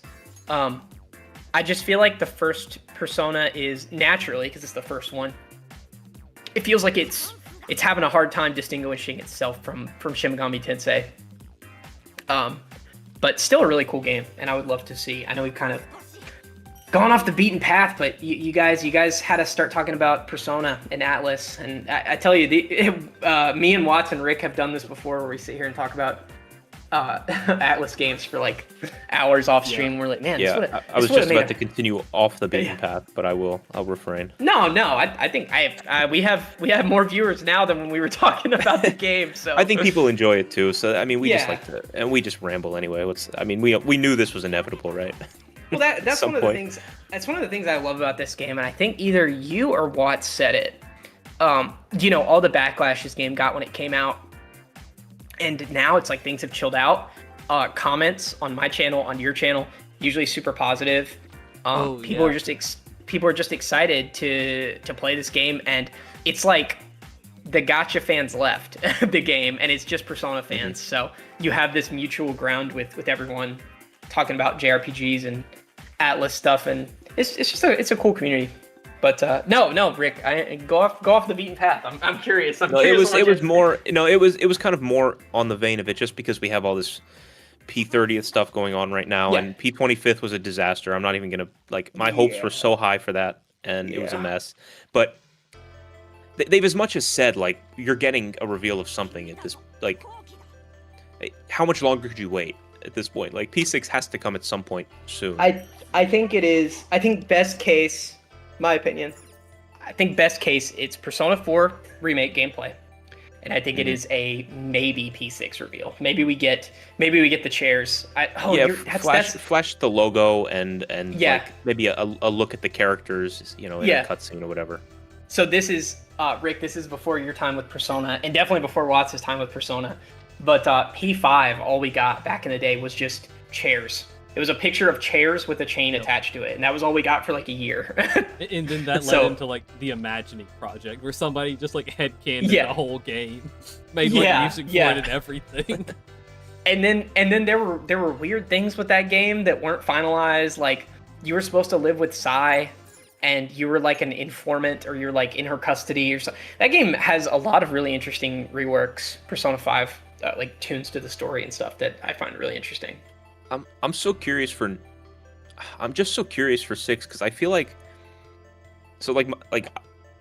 probably told you guys before, but my story with Persona is I played P5R when we were all locked down, and I became obsessed with the series, and then I played Golden when they put it on Steam, and then obviously I played Portable when they put that on Steam, and then Reload, and it's just been nonstop. But talking about Portable, that port is rough. Yeah, not great, but besides the point. Wait, where am I? What was I saying again? You're talking about I guess your experience with Persona. 6. Oh, right. Okay. Yeah, Persona 6. Yes. So I almost don't know what it feels like to play a Persona game that I don't know what's happening, because I've replayed 5 so many times. I've replayed 3. I've replayed these games so much that I'm really curious to see how I'm going to feel about something entirely new. Yeah. I mean, did you play worrying. You play Metaphor? Yes, I did. I think Metaphor has proven to me that Atlas still has creative passion. They can still come up with new things. I think, this may be a controversial opinion, I think Luis Glyburn is the best villain they've ever written. Yep. And before that, it was Maruki, and before that, it was probably Adachi. Yo, spoilers. But, Spoilers. Oh, spoilers. my bad. I don't know who wasn't. Sorry. Before that, it was Funny Trollface Man. My fault. But yeah. Luis Gwyvern is, I think, the best villain they've ever written. And I think that because I think naturally they're worried because P5 has extended itself into a brand. P4 did the same way, and I think that's something they just have to get used to, because Persona 4 had Persona 4 Arena. It became a fighting game at EVO. It became a dancing game that did really well. So then it's like, man, should we move on from this because it's making a lot of money? And then P5 is even bigger. It is a style. It's like it's an aesthetic almost, even more than P4 was. And it's like the brand image now. Like you look at in P5X, you look at the design of the UI and things like that, and it's a lot, and they kind of have to reinvent all that. And yeah, that's I can more understand what the I meant. hesitation. I think you kind of put it better than I did, but like, yeah, to me maybe it's because I started with P5, but like, to me, and I've played this game so much, Persona is this P5 style. Yeah, and it's gonna feel really weird going into something that isn't pre-existing. But I guess Reload kind of changed like the vibe a little bit, UI wise, at least to copy P5 a little bit. But even that game has the traces of P5. It has the definitely they P5ized P5. Yeah, which I have my issues with that, but it is the definitive Persona 3 experience. Like if P4 if P4 remake plays like that, I'll have no problem with that. It's great. I would like to see the next evolution of that combat. And I really, when I was playing through Metaphor the first time, I think I was talking about it with Watts. Watts, were we playing that game? Yeah, we were playing that game around the same time. Yeah. I was talking with Watts about it. I was like, I could see this being the next Persona. Like I understand why Metaphor is not P6. I understand that there's no focus on school, which is something we kind of have to break away from. I'm not gonna lie. There's not focus on high school. These are young adults as opposed to teenagers. Sometimes just straight up adults. Heisme is supposed to be in his 40s. Adult themes, and the Persona games do have adult themes, but it feels like it is a party of adults. There is some silly stuff sometimes, but it is for the most part a very serious game. So I would like to see them kind of move that forward. Like I think it would be cool to see a Persona game that is a mix of Metaphor and Persona, like a game where they're in college or something like that. You could Shadow King said it right when I said it. Of course it's delayed, but trust me, Shadow King, we said it at the same time. Yeah. College would be a really cool idea. I don't think they'll ever. I just don't think. I think like it's a very like Japan thing where like they're trying to tap into like this culture of like high school of like lost souls who are who are like long for those days, and it'll just never. Yeah. I agree. College would be fun because you could really bridge the gap between like becoming an adult and like we've all felt that, I'm sure, like when you go from like, oh, now I have a job. Like I used to come home and play games and then go to school and hang out with my friends, and now I do all this stuff I thought was like boring, and it's college scales even better towards the time constraints of the Persona games, because it's like, shit, I have a job and I have to pass these classes, and you could write the next game maybe. No, not even close. Racing against time. Racing against time, yeah. I also think the original idea for 5 could be a cool game, because you're supposed to be traveling around Japan in that game, and they kind of canned that and put it in Strikers for the kind of a mixed effect. I would say it's not the thing I think of when I think of that game, but I think it could maybe work in a Persona game. I don't know. It's a tough one to work in there, but sorry, I feel like I cut you off, Watts. I'm trying to remember. I know what it was. The thing I was going to talk about is like, I realized that they were never going to lose the the high school branding when they were doing the Persona 5, the Phantom X 2.0 trailer, and they build it as the ultimate high school experience JRPG. it's so funny because I think back to Persona 3, Persona 4, and Persona 5, and I think the only one where I really, really value the moments that happen at school is probably Persona 4. And Persona 4 does some really crazy, wacky stuff that would never happen in a school, in my opinion. I don't know. I guess I didn't go to high school in Japan, but like the drag competition and stuff like that. It's like, what the hell? What high school do you guys go to? Wait, But you mean y'all never had like a we had that in my school. We had like a guy's beauty pageant. are you trolling? No, Are I'm you for real? not. What? Yes, we Rick, had that. Rick, are you? Is this a thing? Am I?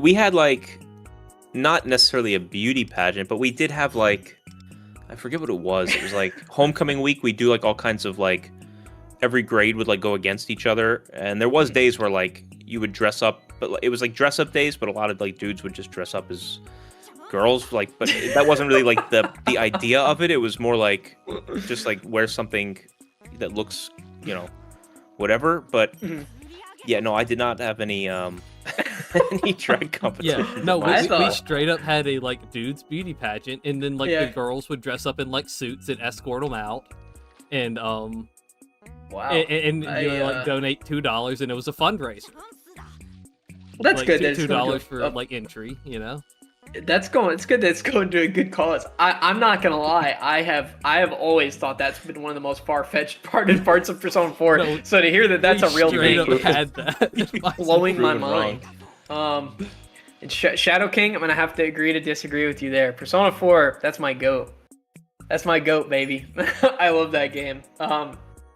For me, I think the reason I like that game so much, it's the thing everyone says about Persona 4, the characters.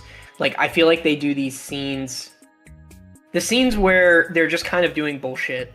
The scene where they go to Okina City and Yosuke gets his scooter blown up. Like, dumb shit like that. I feel like that game does it so well.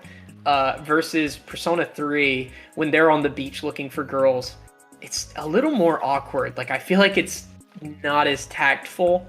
And then P5, I feel like hits about 50% of the time when they're doing dumb shit. I feel like the Persona 4 crew, they can do dumb stuff and it just comes kind of naturally to them.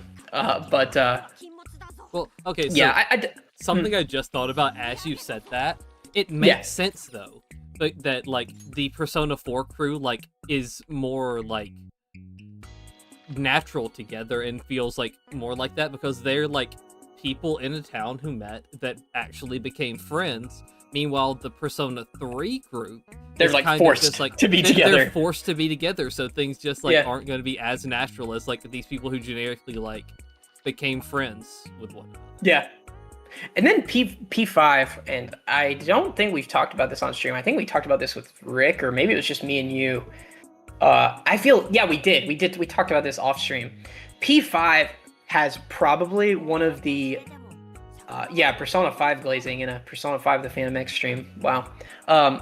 Believe me, I'm probably the most critical in this chat of P5, but I still think the first arc of P5 with Kamoshida, how Joker, Ryuji, and An all meet and they're all joined by this total shithead, horrible human being, is so good. And obviously the game does not stay that interesting, forever, but the way those three characters are joined, and they all relate to the villain in that arc is so good. Like, to me, that's like peak character building there, because I do not care for An a whole lot as a character, but like during that arc, I was super invested. I was like, this is crazy. I've never seen them do anything like this with this game, or with these games. Like, how is this going to resolve? And then I'm supposed to care about an art thief, which I don't. But that arc was really good. Yeah, I think, like, the opening arc of P5 can go, like, band for band with any arc in any Persona game, Yeah, I would agree with that. It's very strong. The whole way through, it's very strong. And another thing that I like is it immediately justifies it being a high school setting. Because it's this authority figure, that's over you and, committing these horrible crimes and You're trying to figure out how do we stand up for ourselves, and it introduces the plot of the game well, changing people's hearts. It's very well thought out. But it feels like you end up chasing Kamoshida, like the feeling you had during the Kamoshida story arc. I felt like I was chasing it all the way through the end of the game, and it just never got there until you get to the royal stuff, and then that's where it kind of picks up for me again. Yeah. Which didn't exist initially. Yeah, it was. Not to say it was bad, it just never, you're like, no. Oh, I didn't like that as much. Maybe the next one, and then it's like, well, I didn't like that one as much either. Maybe the next one, and then before you know it, you're at the end of the game. Yeah, to me, it picks up, and once again, for Watson, Rick, I'm repeating myself, but I do really like this topic. It doesn't really pick up again until Futaba's palace, and Futaba is kind of doing like a Persona 4, like she's confronting, her mom and what happened to her, and she's really confronting herself. And I'm a Persona 4 stan, so I love that shit. So I love her dungeon, and then Haru, Spaceport. A lot of people don't like Spaceport. I don't mind it. And then obviously the royal content, all just Kino. To me, they completely fixed the end of that game, because before it was I said his name last week. What's his name, you guys? Yeah, we never remember. Shido, because he's such a weak villain. Yeah, when the game ended with him, when I played it in 2016, 2017, I was like, man, that guy sucked. That was totally weak. But oh my gosh, I won't even say his name. The new final guy, so good. Yeah. You said his name already this stream. I did, but I did. But who is playing this game and hasn't played Royal? Melissa. If Melissa's still in here, she hasn't played it yet. What, Melissa? You need to play she Royal. She bought them. She bought them. I think she hasn't played them though. Well, hopefully. Or she's began playing them. I think. Okay. But, well, hopefully she. Yeah. Oh, go ahead, sir. So Kamoshida and the Royal Palace. And then below that for me is like Futaba and Sai, just because like. Oh, Sai, I do like Sai's. My goat. Yeah, I do like Sai's. Futaba's is like better like narratively, but definitely. Sai's is fun. I like Sai's. And it looks everything great. Else is kinda, I love the way her palace looks. It's probably one of my favorites. So do I. You haven't played anything but P5. Oh my gosh, you're like the guy, the picture of the guy digging for diamonds, but you're going in the wrong direction.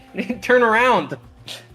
You need to go play Metaphor and Persona 4. Oh my goodness, I'm jealous. I want to swap brains with Melissa so I can play all these games again. It's peak. No, yeah, definitely play them. Melissa, They are. I'm jealous of you, Melissa. I wish I could play these games again, not knowing, and just go through all the Persona games again. Absolutely. Me and Watts, we have a mutual friend who played through. He played through all of them in the last year. Huh, Watts? All of them last year. Yeah, including Metaphor, and seeing his reaction to stuff is really interesting. And I spent a long time telling my friend group. I got my friend group to play Persona 4. That was the ones most of them played first. And Persona 3 Reload didn't exist yet. And I kind of told them, and I might get some flack for this. No, I'm gonna have to disagree, Shadow King. Melissa, you're gonna have to play Persona 4 Golden. It's kind of the go. Or Destro's not gonna like this, but wait for Revival. No, that's fine. I think that's a fair take. If you play, my thing is, if you play P5R first, yeah, go ahead and wait for. That's my issue. It was so hard going back with the level of. It's not even their fault. It's just like the time they were made. The just technical improvements just weren't there. Yeah, but it's a 200008 RPG. It's just not. Even recommending her to play P3P, I think, is kind of a sin, because that game is. That game's rough. P3P is, and the port's really bad too. Definitely, if you want to play like classic, Persona 3 in its best form, I think and I say in its best form, probably Persona 3 FES with a mod to make the party controllable on PSX2. Yeah, it's probably the best way to do it. I'm gonna have to agree with Jonathan. I think the look of Golden fits the aesthetic and time that the PS2 aesthetic fits the town of Inaba so well that I think that I'm hesitant for the remake because it's gonna lose the old charm that Golden has. Yeah, and they really I really hope they lean into the retro angle of P4, because now it is retro. At the time when it came out, people still were using flip phones. People still were, had CRT TVs. They go to Junes and flat screens are like, oh, wow, look at these flat screen TVs. And they're not even proper flat screen TVs. They still have like the big back on them, the older high definition TVs. So my biggest issue, sorry, just real quick, just to clarify, I guess I don't want anyone to be mad at me about this, but the vibe is definitely, like, I had no issue with anything in P4G, as far as like the feel of the game, the cutscenes, whatever. Just the dungeon crawling was like, after playing Palaces and P5R, thinking that's what Persona was, then going back to play the dungeon crawling, like, I wanted to rip my eyeballs out. Yeah, everything else is terrific though. Procedurally generated floors are awful. I hate it. Yes. Yeah, and it's like, I don't know. I've played. I'm not gonna be a gatekeeper, but I just feel like I've played so many older JRPGs, and I also played Persona 3. Persona 3 was my first Atlas game, so I've come from the slums, and I've dealt with a lot of frustrating, like, slow mechanics, and also I've played Persona 4 so many times. There are parts of Persona 4 Golden that are a little rough that I would like to see them smooth out. We were talking about the game dungeon. The game dungeon where this is like ball knower talk, but in the game dungeon where you have to get the Orb of Truth and then go back a floor. You have to go back a floor to get the Orb of Truth and then come back to the top floor to open the door. Like, you don't need that. You don't need that. And then also, I don't know about how I feel about every dungeon functioning like a palace, like Persona 5, but maybe the dungeons that are literally castles, the first dungeon in P4 could definitely be a palace. So I'm curious to see what they do. Or personally, I feel like they might just lean into the Tartarus design that they did for Reload. Yeah, but my guess is they're going to take Tartarus and reskin it, because that's the fastest way to do it. Yeah. But I would for them to make them take 20% of a P5R palace and then mix it with what you did for Reload with Tartarus, and that should be good enough. I think the treatment of Persona 5 Royal, how they fixed, this is gonna be for those of y'all who played regular P5, but how they fixed Mementos, because Mementos was very boring and very grindy in the original P5. Like, it was, in my opinion, it was a cool idea, but without Jose to buff your stats, and some of the other optimization changes they made they made to the quality of life of that game, it was super boring. So what they did with P3R, the challenge rooms, stuff like that, I think you could spice up the gameplay of Golden a little more, but I'm also kind of a purist. I feel like it's still fun.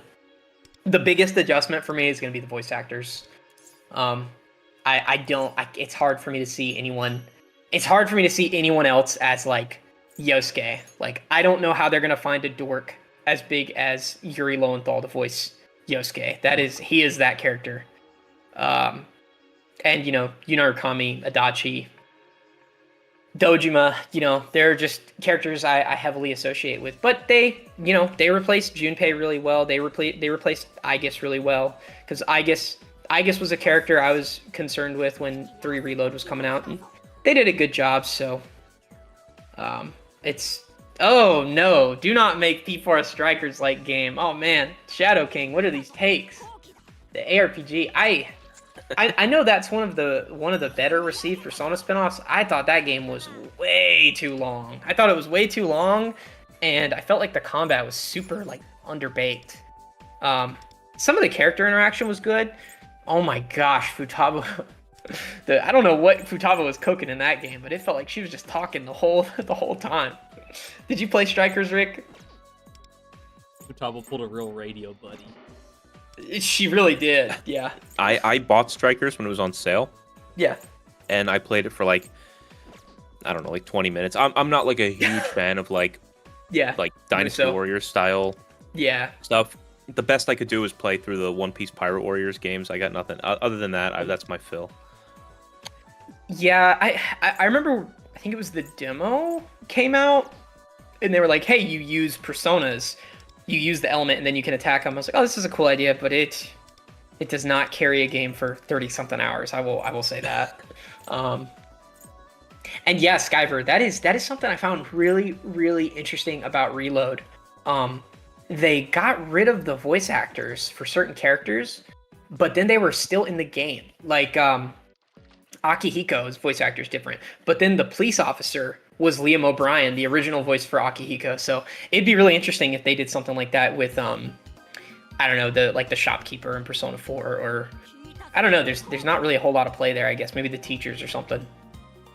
But yeah, I can't speak to the voice actors. I always feel so awkward when people are talking about the voice actors because they love them so much, and then I just like play it in Japanese, and I have no idea. Oh, what? You play in subs? Oh no. Yeah, I can't. No dub. I don't do any dubs. I can't do it. I thought I knew you, Rick. I thought I knew you. I can't. I just can't do it. I just can't do it. So this wasn't a change for you at all, because I remember a lot of people were upset that this game wasn't getting a dub. I was like, I just kind of like Homer Simpson, whatever. like Into the Bush. Like I would come out and people were like screaming about these voice actors. I was like, oh, the Japanese ones sound fine to me.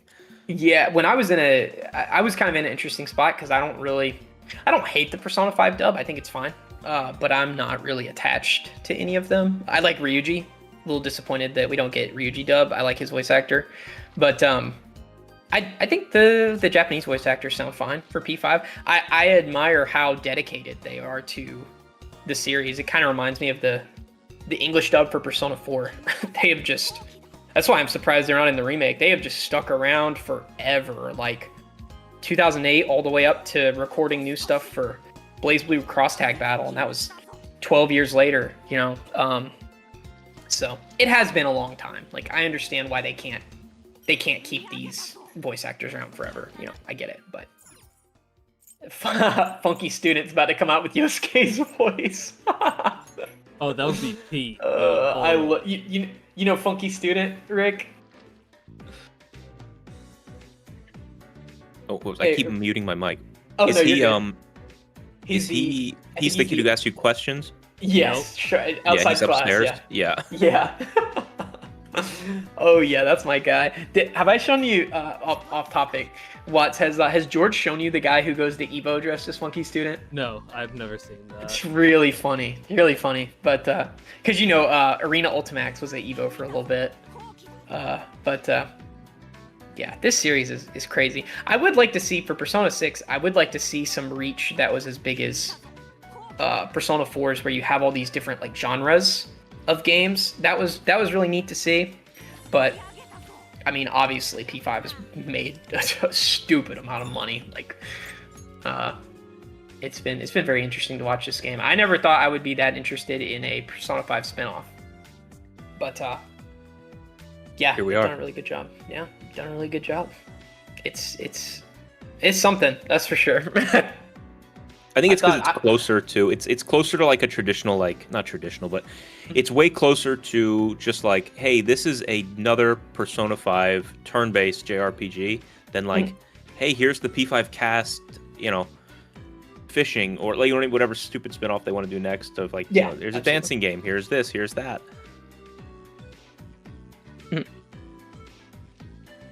Yeah, no, I agree.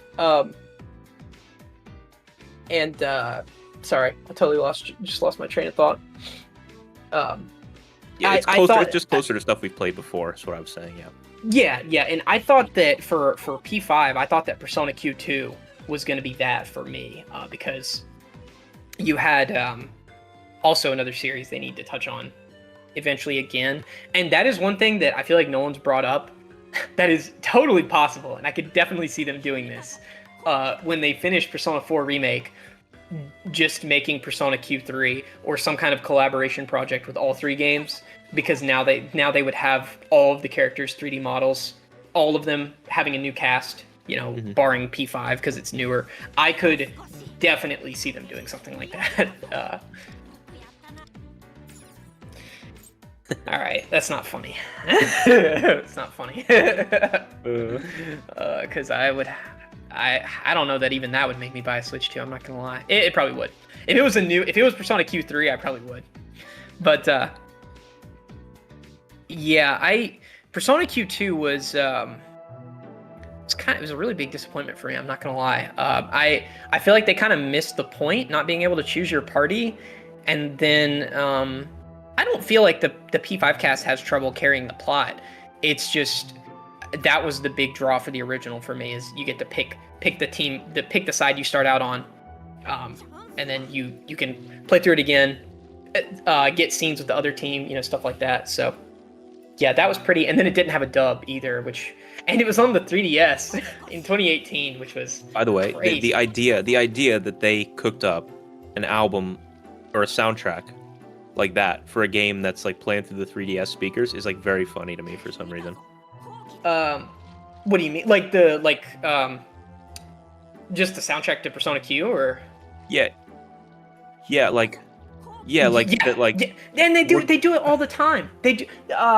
Shin Megami Tensei 4. Have you ever looked at that soundtrack? It is one of the best soundtracks Atlas has ever done. It is long as hell, and that game is locked to the 3DS.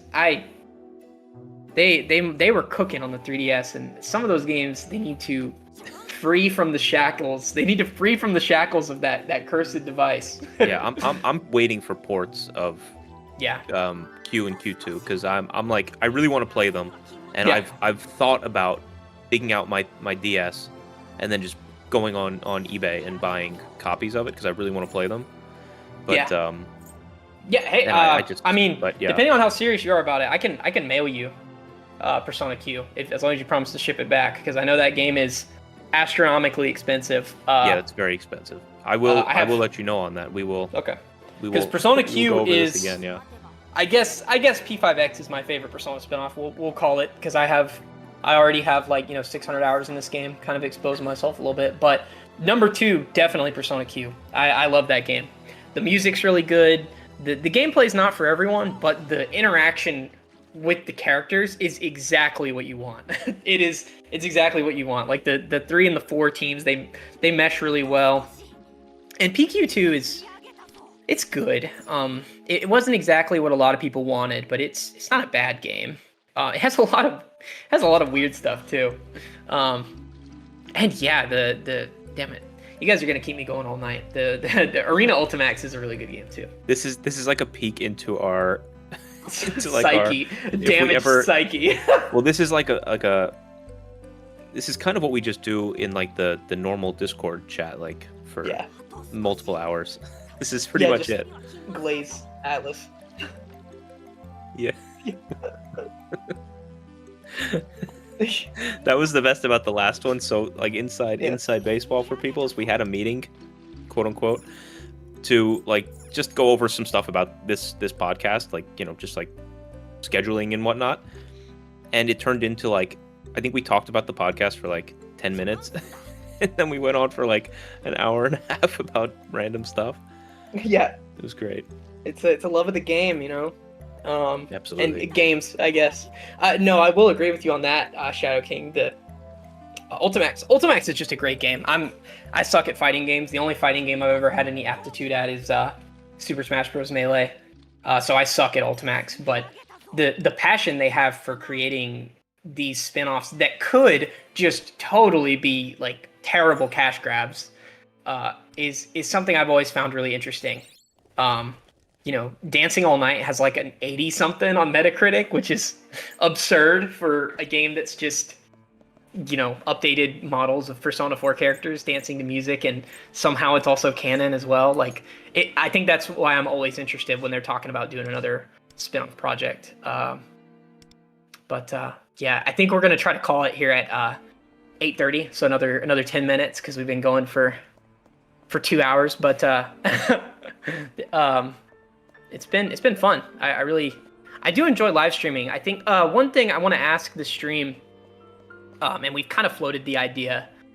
What do you guys think about different games, like maybe tangential RPGs being played in some of these streams? Obviously not for the calling card podcast. The calling card patch report podcast, but for kind of like maybe we have Rick on, maybe we just talk like how we're talking now. Just getting a feel for what people think of that.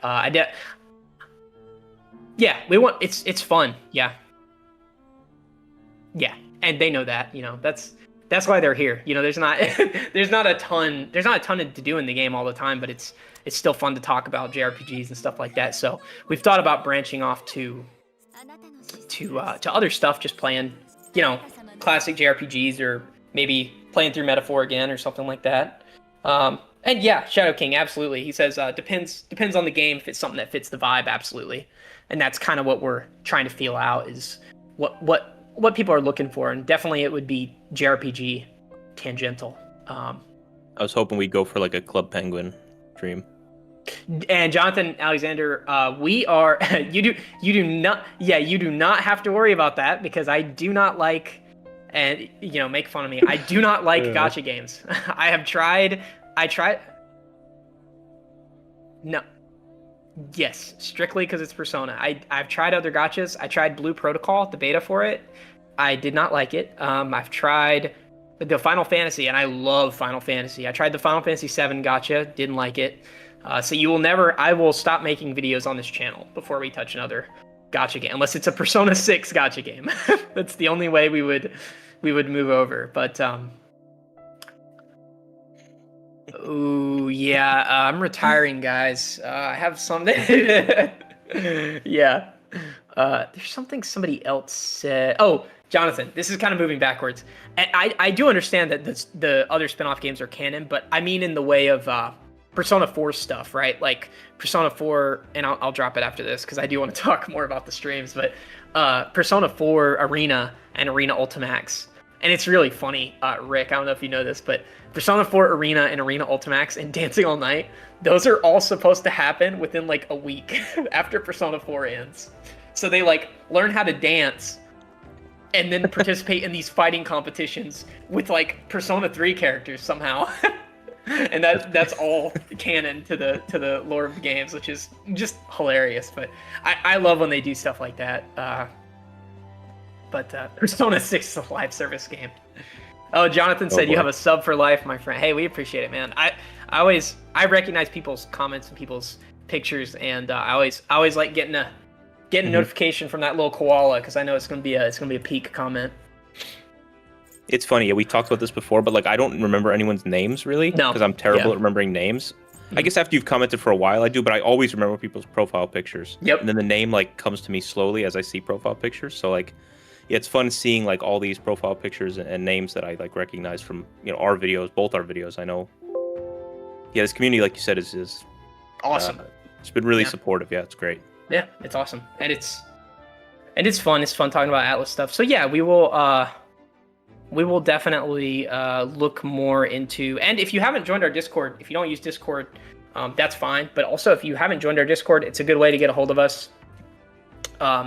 Other than our comments, I do check our comments every day, but definitely feel free. I'll actually go ahead and drop it in chat for anyone who doesn't have a link to it. Feel free to, if you don't mess with Discord, that's understandable as well. But we're very easy to reach in there.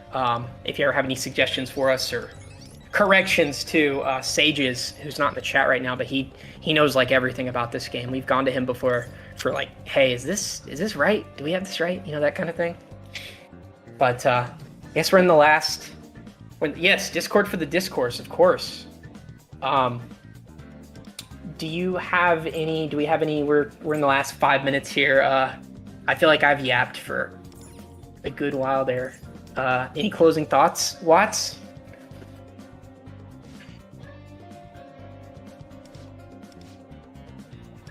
Yeah.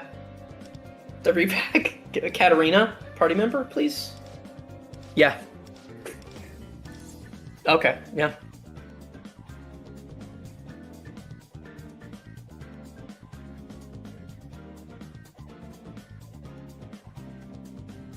No, you're not muted. Stream. Wow. You can't. How long have I been muted? Oh no! How long's Watts been muted? I must have hit. I haven't been talking much, but okay. I did. I did hit my. I must have like hotkeyed my mute button with like my mic cord or something at some point. Okay. Wow, that's crazy. Also, Watts just said we should get a metaphor too. It wasn't anything super. It wasn't easy, but he did say he was starting to say something else. Shadow King is Sages. Wait. No.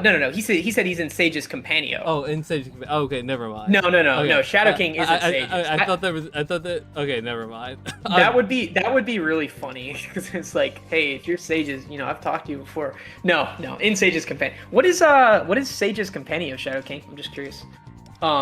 He said it's been like 10 minutes. So like you said, you haven't said a whole lot.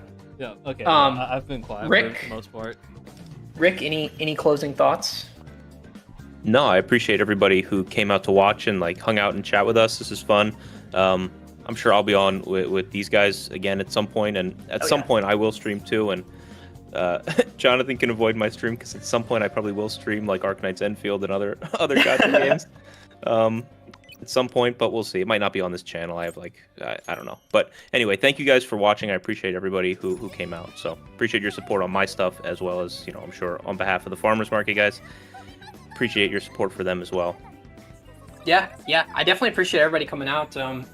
We peaked at like 35, 36 viewers, which is on the YouTube sphere, not a whole lot, but like for other P5X streams I've seen, it's a lot. It's more than we've ever gotten.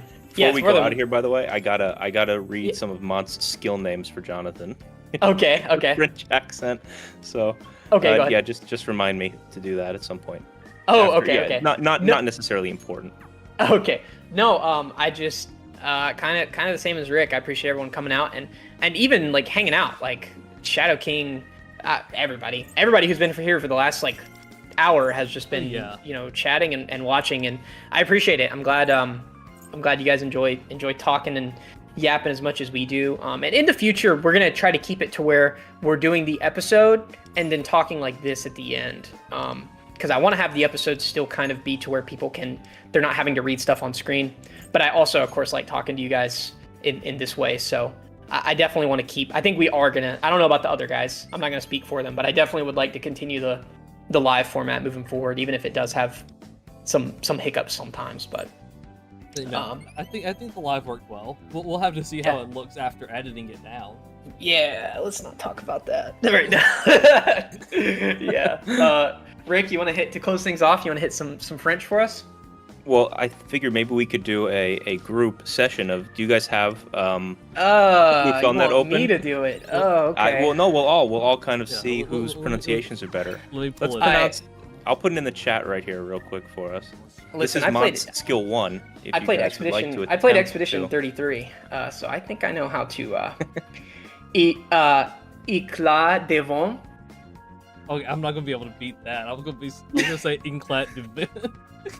You have to. I think you have to put more. You have to put more like French on it. I think. Have you played Expedition 33? Éclat de vent. Okay, yeah. No, you're cooked, Watts. You're cooked. Yeah, no, I didn't. Yeah. Well, go ahead, Watts. I know the second one. Okay. One. Yeah, go ahead. Her skill 2, Zephyr. Yeah. Zephyr. No, Rick's too good at it. I watched Rick's video on her build guide, and I was like, damn it, he's way better. I listened to Google Translate and everything, and I still couldn't hit it. It's like, nah, I'm cooked. What's her third one? Euvon. Yeah, I'm good. I just grew like a curly mustache. You guys can't see it, but I yeah, grew a curly mustache and I put on a beret. Like a baguette? Like you're holding a baguette right now with I am holding. My mic is actually a baguette. Insane. You're wearing like the striped. You're wearing like the striped shirt. Yep, I look like a mime. I'm wearing I have gloves on. I'm kind of miming. Yeah, I think Jonathan's correct. I think you practiced off stream and you prepared for this, so we're gonna have to. I did a Duolingo account just to learn French, just to pronounce Mont's skills. When they localize Mitsuru's names and she has more French, we're gonna get a redo on this. So, because she's already gonna have some for sure. I'll be practicing. I'll figure this out. Yeah. Give us another try in 4.704 whatever patch that's gonna be. But all right, we're over time. So thank you guys for coming out. Honestly, we planned for an hour and a half and it went over 2 hours, and we had a lot of fun. So like I said, definitely want to do more of these. And TBD on playing other games. It's something we want to do, but we're still trying to get like Jonathan said, Jonathan and Shadow King, getting it in the right vibe to where it's something that people are interested in. So we're gonna start yeah. out with me playing Final Fantasy VII for the first time, but then I got Yeah. impatient and started it off stream. Yeah, So the now I gotta- original. Yeah. Rick, Shadow King wants a wee wee. I'm trying to figure out. Yeah, hold on. I'll close this out. Okay.